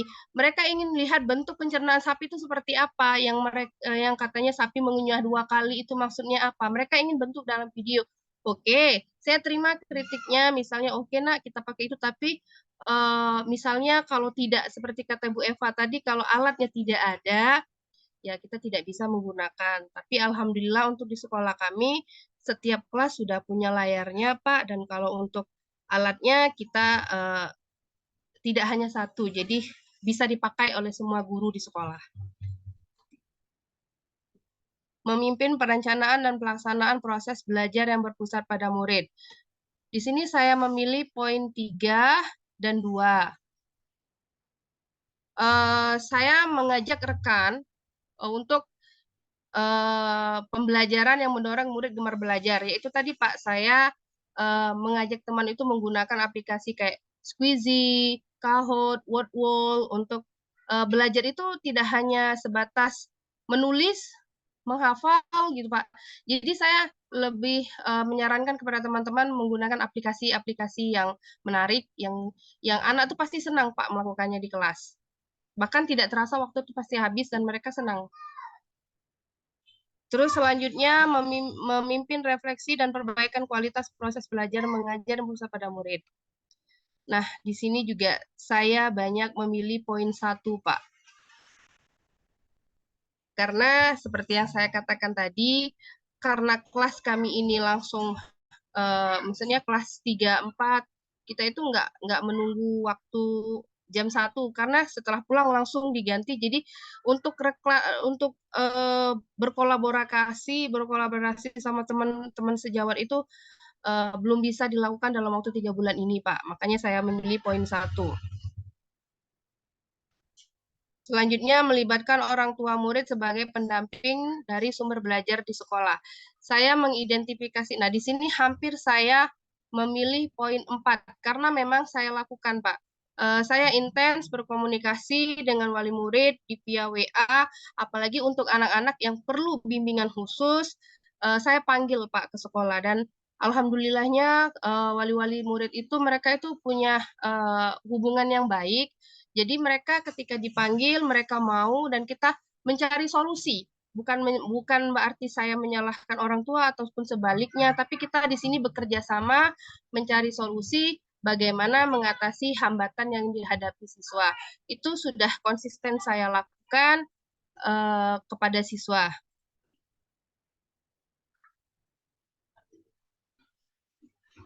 Selanjutnya, saya menyediakan kesempatan bagi orang tua atau wali murid untuk hadir sebagai guru tamu. Nah, ini juga belum saya terapkan, Pak, di sekolah. Mungkin nanti kalau kepala sekolah mengizinkan, akan kami terapkan juga.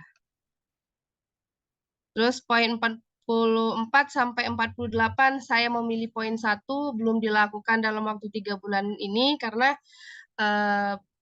seperti yang dikatakan rekan yang sebelumnya, bukan kapasitas saya untuk melakukan ini, karena ini kan ada tugas strukturalnya Pak. Jadi saya memilih poin 1 semua.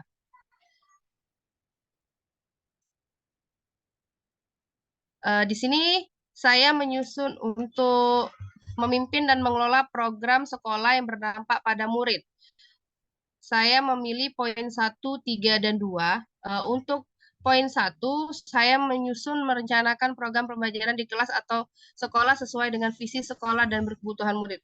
Karena kami di sekolah sudah ada kurikulum, Pak, terkadang apa yang kita lakukan kalau tidak sesuai dapat teguran. Gitu seperti yang dikatakan Ibu Eva tadi, ketika saya sama permasalahannya ketika kami bikin pianika, belajar pianika supaya anak upacara itu bisa memainkan lagu Indonesia Raya, bisa memainkan lagu Mengheningkan Cipta, tapi rekan guru pasti bilang berisik, mengganggu, kami mau belajar.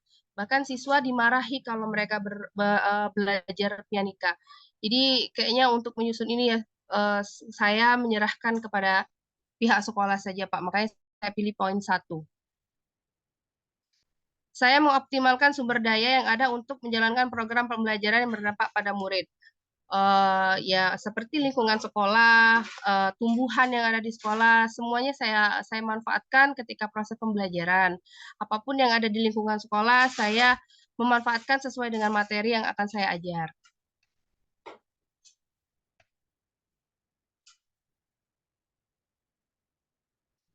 Saya melakukan refleksi dan mengumpulkan umpan balik terkait ketercapaian program terhadap dampak pada kualitas belajar murid. Nah, ini karena dalam 3 bulan ini baru tidak konsisten saya lakukan, makanya saya pilih poin kedua, Pak.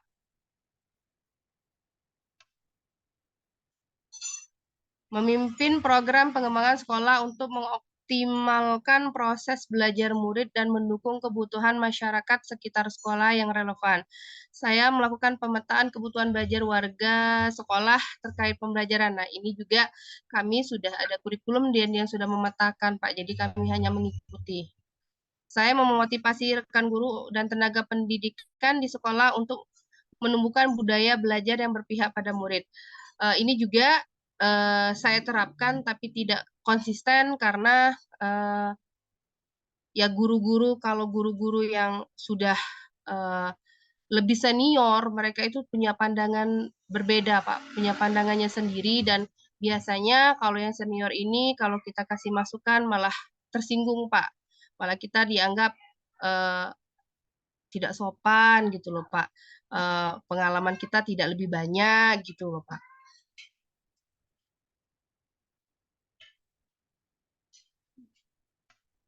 Melibatkan orang tua murid dan masyarakat dalam pengembangan sekolah. Saya mengkomunikasikan pentingnya pengembangan sekolah untuk meningkatkan kualitas belajar murid kepada orang tua murid, masyarakat dengan berbagai cara atau media. Ya, ini saya lakukan walaupun tidak konsisten, Pak. Saya menyediakan kesempatan bagi orang tua atau wali murid dan masyarakat untuk mengambil peran dalam pengembangan sekolah.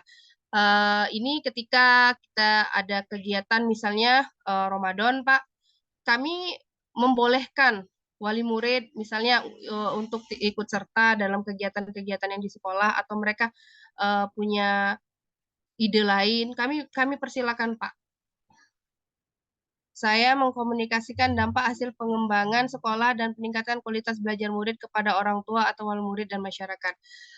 Hal ini saya ambil hanya 3 bulan, karena biasanya laporan pembelajaran itu hanya per semester ketika pembagian rapor, Pak, atau hanya untuk anak-anak yang bermasalah saja yang rutin disampaikan kepada wali murid. Mungkin itu saja, Pak, yang bisa saya sampaikan. Lebih dan kurangnya saya mohon maaf. Saya akhiri. Assalamualaikum warahmatullahi wabarakatuh. Waalaikumsalam warahmatullahi Di wabarakatuh. Anggra ini pengalaman mengajarnya dari SLB dilanjutkan dengan selalu komunikasi pada wali murid yang selalu terus. Silakan Bu di stop screen-nya. Untuk Nabela, ini waktu kita kan tinggal 30 menit Bu ya. Ya. Jadi saya minta waktu Ibu Nabela pemaparan ini cuma kalau bisa ya Bu ya dipercepat 10 menit aja Bu ya. Karena kita masih ada slide. Ya. Nggak boleh naik, Pak ya. Nah, lebih cepat, agak lebih cepat gerak bacanya Bu ya. Assalamualaikum warahmatullahi wabarakatuh. Waalaikumsalam warahmatullahi wabarakatuh. Saya akan memaparkan lembar asesmen mandiri kompetensi guru penggerak punya saya. Sebelumnya saya ini bertugas di SD Negeri 147 Palembang, baru 1 tahun terakhir, Pak ya, seperti yang perkenalan kemarin. Saya mutasi dari Lampung.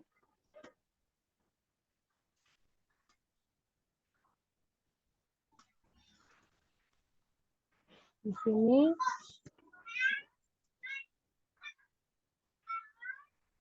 pada kolom itu ada 4 poin yang berikan, yaitu poin pertama, praktik yang diharapkan sebelum dilakukan dalam 3 bulan terakhir diberi poin 1.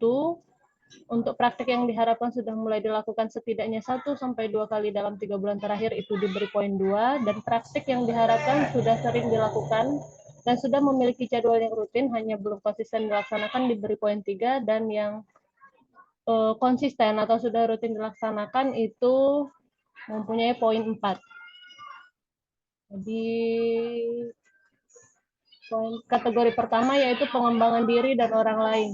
Mungkin kurang lebih hampir sama dengan rekan-rekan yang lain.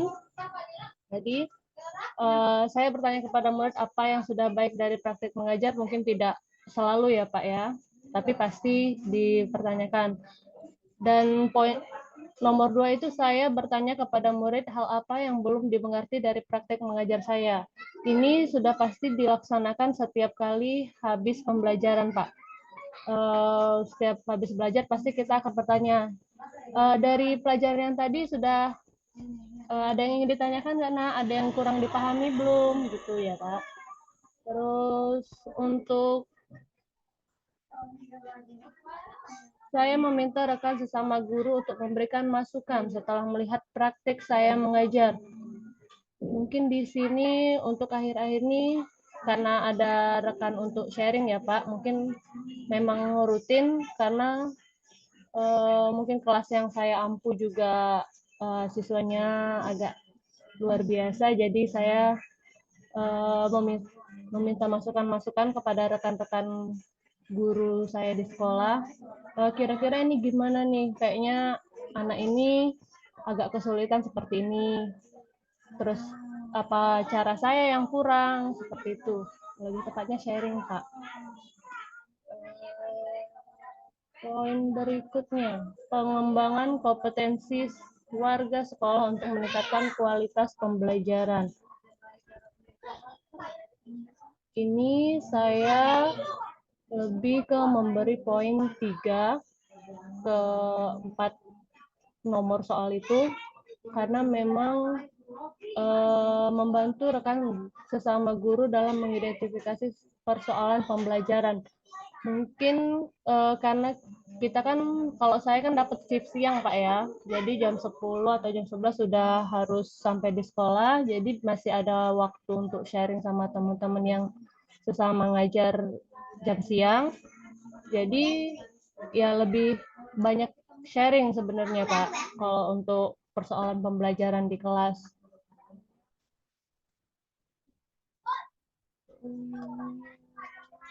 Kalau saya mengajar rekan sesama guru untuk mengikuti pelatihan atau program pengembangan diri lainnya.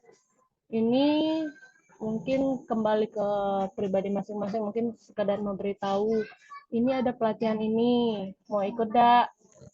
Kalau ikut ayo bareng-bareng, seperti itu Pak ya. Karena mungkin rata-rata guru di tempat saya juga kan senior, jadi yang muda baiklah gitu. Dan berikutnya, berpartisipasi aktif dalam jejaring dan organisasi yang relevan dengan kepemimpinan sekolah untuk mengembangkan karakter. Yang nomor 13, saya berpartisipasi rutin dalam kegiatan pengembangan diri di organisasi atau komunitas profesi seperti KKG, MGMP, atau gugus baik di dalam maupun luar sekolah. Sebenarnya kalau di Gandus ini, Pak, 1 tahun saya di sini, itu tidak terlalu rutin ya Pak, kalau untuk kegiatan KKG-nya. Mungkin tapi kalau di sekolah yang lama, karena memang di kelompok-kelompokkan per gugus, itu guru kelas 5, guru kelas 4, kelas 6, seperti itu, memang diberi waktu untuk bertemu, entah itu membahas apa, pembelajaran atau materi atau pembuatan soal, seperti itu ya Pak.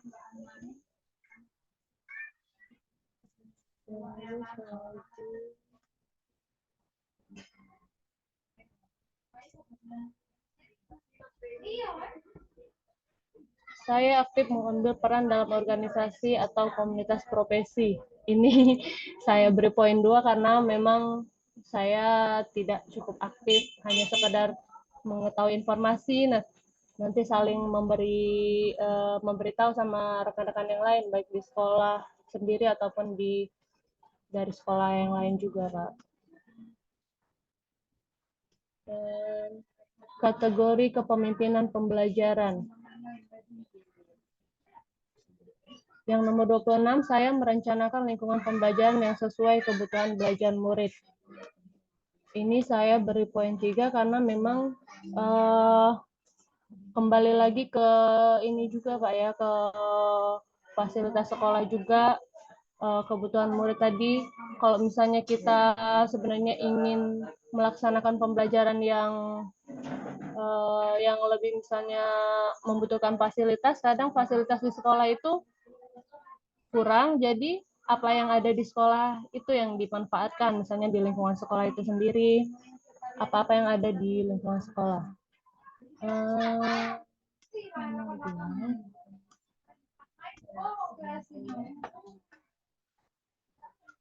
Nomor 28, saya menyediakan waktu bagi murid-murid saya untuk berdiskusi dan berpendapat selama pembelajaran.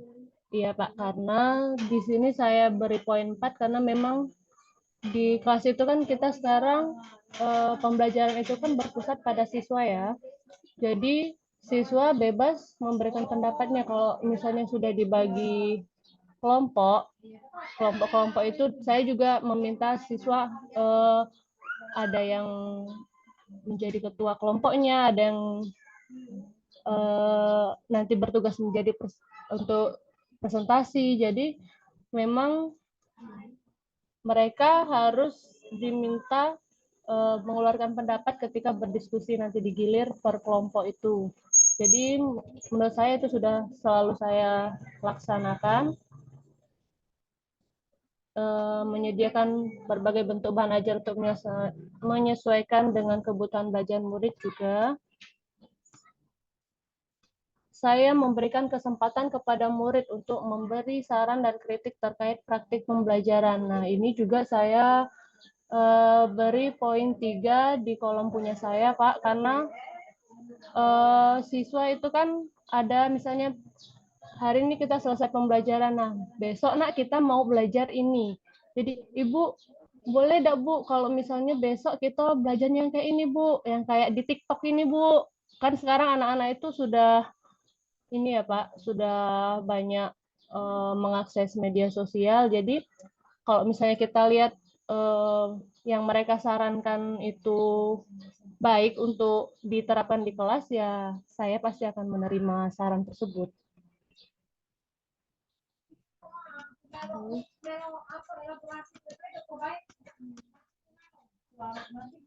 Memimpin perencanaan dan pelaksanaan proses belajar yang berpusat pada murid. Nah, di sini saya juga memberikan poin 3 di kolom punya saya, dan juga kolom 2 untuk saya memandu pertemuan dengan rekan sejawat untuk mendiskusikan ragam strategi pembelajaran untuk memenuhi kebutuhan belajar murid, karena memang saya juga nggak pernah misalnya dengan pasti mau mengajak teman-teman gitu, cuman sekedar beberapa teman saja ya, cuman sekedar diskusi, nggak sampai dalam forum Pak ya.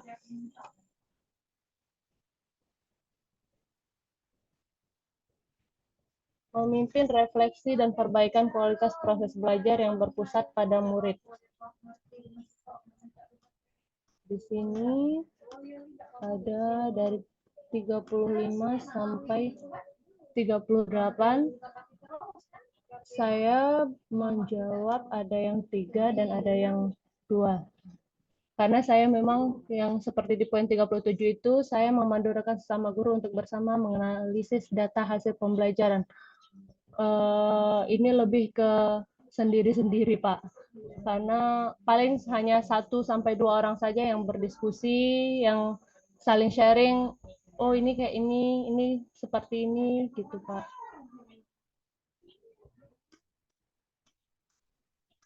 Nah, di sini melibatkan orang tua atau wali murid sebagai pendamping dan sumber belajar di sekolah. Di sini saya juga banyak menjawab di poin 3 karena memang komunikasi dengan orang tua murid itu sangat penting, Pak, untuk memberitahu mereka perkembangan anaknya di sekolah. Apalagi anak-anak itu kan sekarang kalau di kelas saya itu banyak laki-laki ya, Pak. Ada yang sudah mulai bolos-bolos atau ada ulah yang ini agak mengganggu temennya. Jadi memang komunikasi dengan orang tua murid itu dibutuhkan.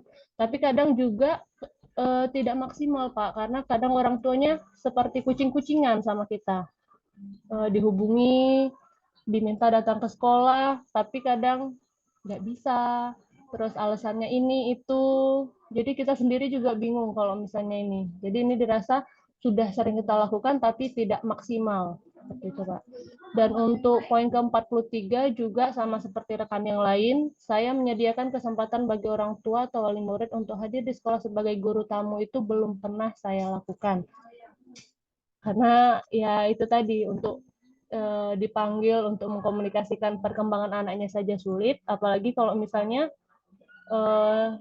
untuk memenuhi poin yang 43 itu. Untuk kategori berikutnya yaitu kategori kepemimpinan manajemen sekolah. Mengembangkan dan mewujudkan visi sekolah yang berorientasi pada murid. Nah, di sini poin 44 ini saya mengajak warga sekolah untuk mengkaji ulang visi sekolah agar lebih berpihak pada murid. Mungkin lebih tepatnya bukan saya mengajak ya, Pak, karena kemarin itu ada teman sejawat saya yang juga CGP. Nah, kemarin itu kayaknya kami diajak untuk berdiskusi tentang mengkaji visi misi sekolah. Jadi sebenarnya bukan saya yang mengajak, tapi memang saya yang diajak seperti itu. Terus kalau saya mengajak warga sekolah untuk merefleksikan kesesuaian program sekolah dengan visi pendidikan yang berpusat pada murid, itu mungkin dengan visi yang kemarin itu lebih ke bukan ini. Saya mengajak warga sekolah untuk merefleksikan kesesuaian program. Lebih disesuaikan aja sama visi dengan pembelajaran yang kita lakukan gitu, Pak. Berikutnya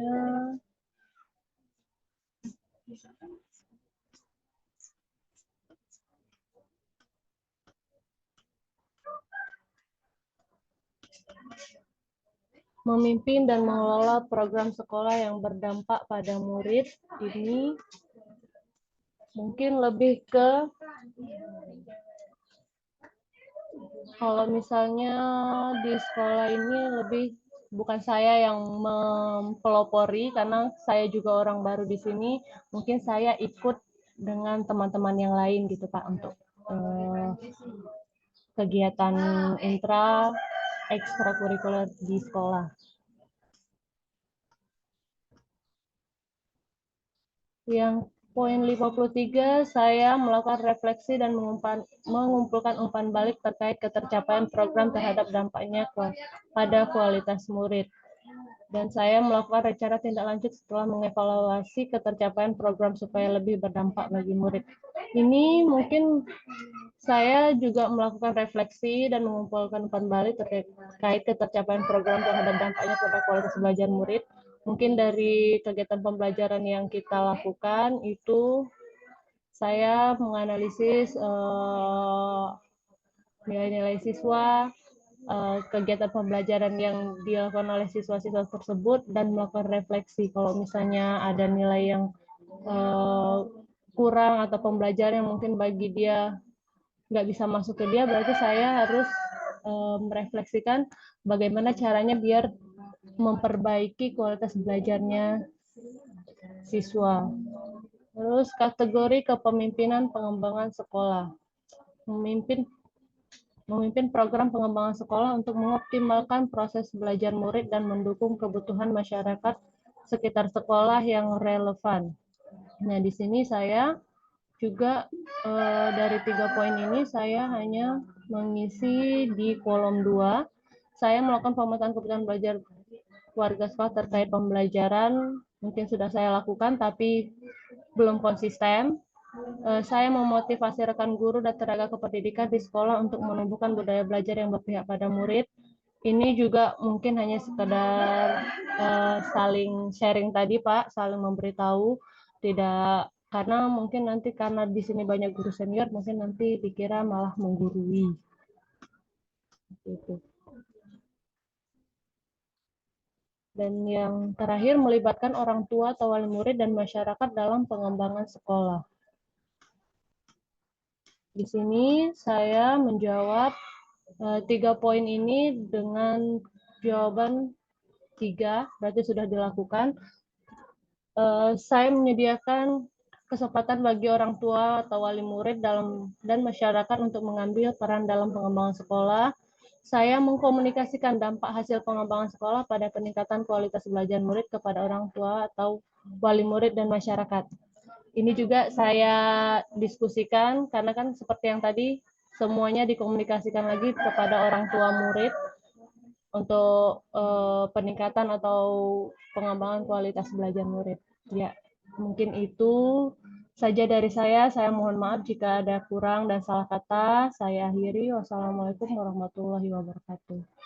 Waalaikumsalam warahmatullahi wabarakatuh. Terima kasih Bu Nabela, kasih close dulu.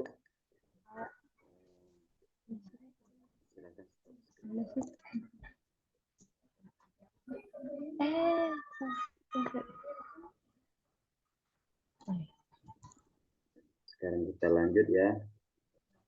Dengan waktu yang tersisa 8 menit lagi.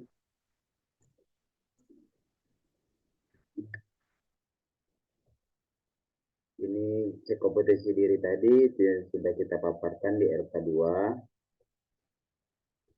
Masing-masing ini di LK3 yang mestinya waktunya bisa kita paparkan masing-masing, namun waktunya sudah mepet sekali.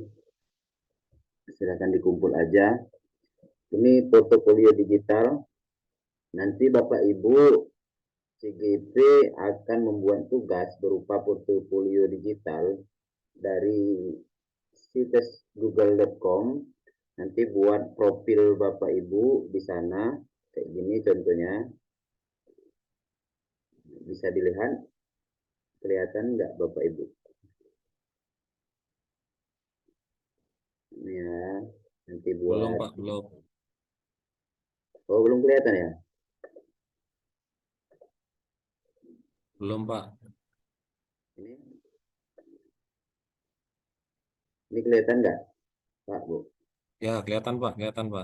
Ini nanti ini merupakan tugas dari Bapak Ibu untuk membuat portofolio atau profil dari Bapak Ibu masing-masing di situs Google. Ini nanti dimasukkan link YouTube-nya kalau sudah siap. Baru nanti kita lanjut ke mulai dari diri kan. Di sini kan kayak profil. Inilah guru penggerak itu belajar mandiri jadinya. Ini belajarnya dari Google, Bu, Pak, untuk buat situs Google ya, situs google.com. Ini contohnya. Yang lain membuat blog lebih kurang. Tapi ini bukan kayak blog, lebih kayak profil pribadi gitu. Nama CGP Pak Suprianto. Ini sebagai contohnya.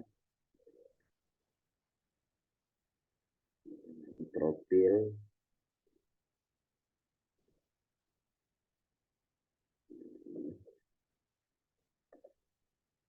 Yang dari Bu Osta. Pokoknya sekreatif mungkin Bu, Pak, untuk buat profil pengalaman mengajar.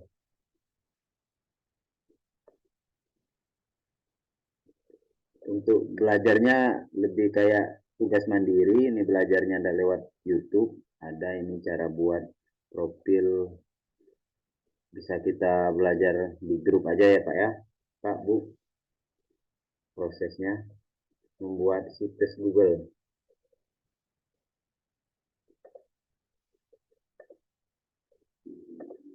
Portofolio digital. Nah ini websitenya.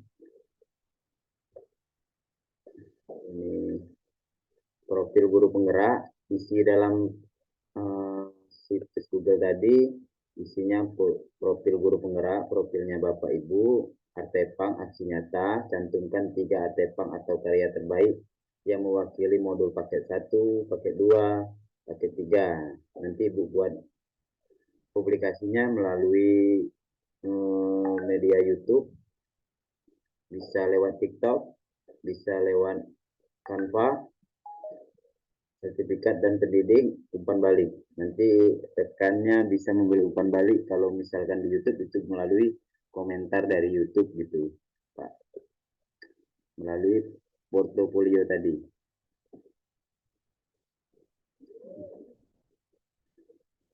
Untuk lebih jelasnya pembuatan portofolio ini nanti boleh belajar secara mandiri di YouTube ataupun sama-sama belajar di grup. Ada kan kita grup, nanti tanya-tanya aja di grup bagaimana cara buatnya, prosesnya Bu ya, Pak. Nah, ini lembar terakhir, lembar refleksi. Ini merupakan LK5. Nanti Bapak Ibu silakan kirim ke ke grup ya, hasil dari pengerjaan LK5-nya. Nanti saya yang upload di LMS untuk LK5-nya.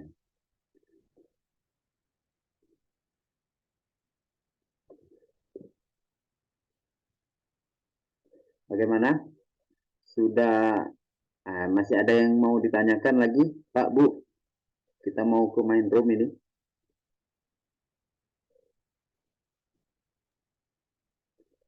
Paling lambat kapan Pak yang portofolio tadi Pak?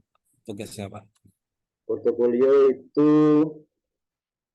masih lama Pak. Ini kan masih paket modul 1, 2, dan 3. Tapi maksudnya itu tadi buat profil dulu kita di situs Google tadi. Buat profil kita, nanti di-input link YouTube-nya, link WhatsApp-nya, link Instagram-nya, Facebook-nya kan di sana sebagai profil kita. Kayak lebih kurang kita buat blog lah Pak. Mungkin Bapak Rahmat lebih paham kalau buat blog karena lulusan IT kan. Siap Pak. Nanti bisa share-share bantu kawannya untuk buat portofolio melalui situs Google kan. Situs Google. Alamat webnya ini. Situs.google. Bisa dilihat Bapak Ibu alamat webnya? Bisa Pak. Bisa. Nanti buat secara mandiri nih Pak Bu tugasnya. Tapi ini belum dikumpulkan Pak. Ini baru sekedar untuk buat tugas. Dikumpulnya waktu sebelum loka 1 gitu Pak. Lebih kurang. Nanti ditanya link aja. Nanti kita masuk di dalam LMS. Kita ngumpul link. Dalam bentuk link nanti dikumpulkan. Kalau biar nggak berat beban, dari sekarang nggak apa-apa mau buat. Biar nggak beban terlalu banyak tugas kan. Nanti lebih enak dikerjakan sekarang santai. Biar pas dipinta sudah selesai gitu. Ada lagi mau ditanya Pak Wil?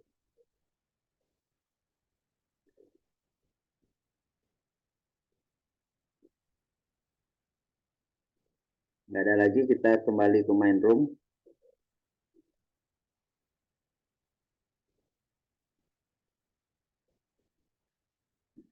Nah, Bu Epa baru muncul. Bu Epa nanti tugasnya buat ini Bu, situs Google. Ya, portofolio digital.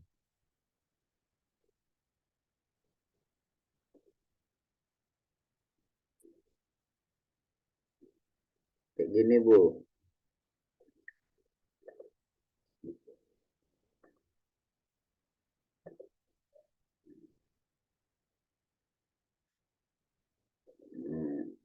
Linknya bisa minta tolong dikirim Pak ya. Bu. Linknya saya kirim di chat ya. Silakan salin kalau sudah itu. Karena kalau sudah tertutup zoom-nya, hilang chatnya ya, Pak Bu. Iya.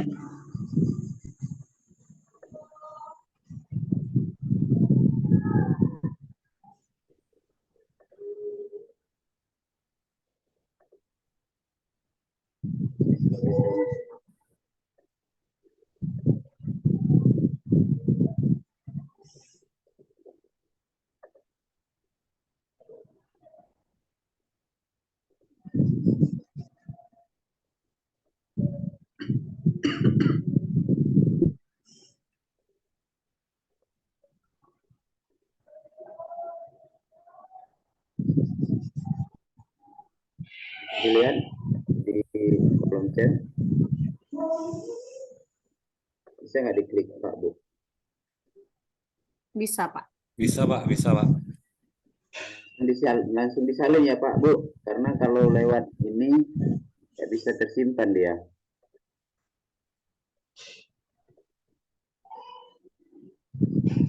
Saya coba klik di sini. Mungkin Pak Rahmat bisa langsung copy ke grup, Pak.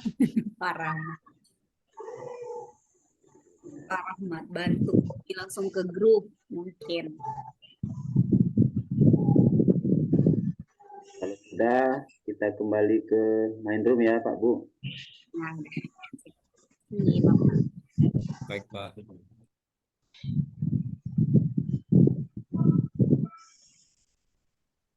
Silakan lead break room ya, lead break room.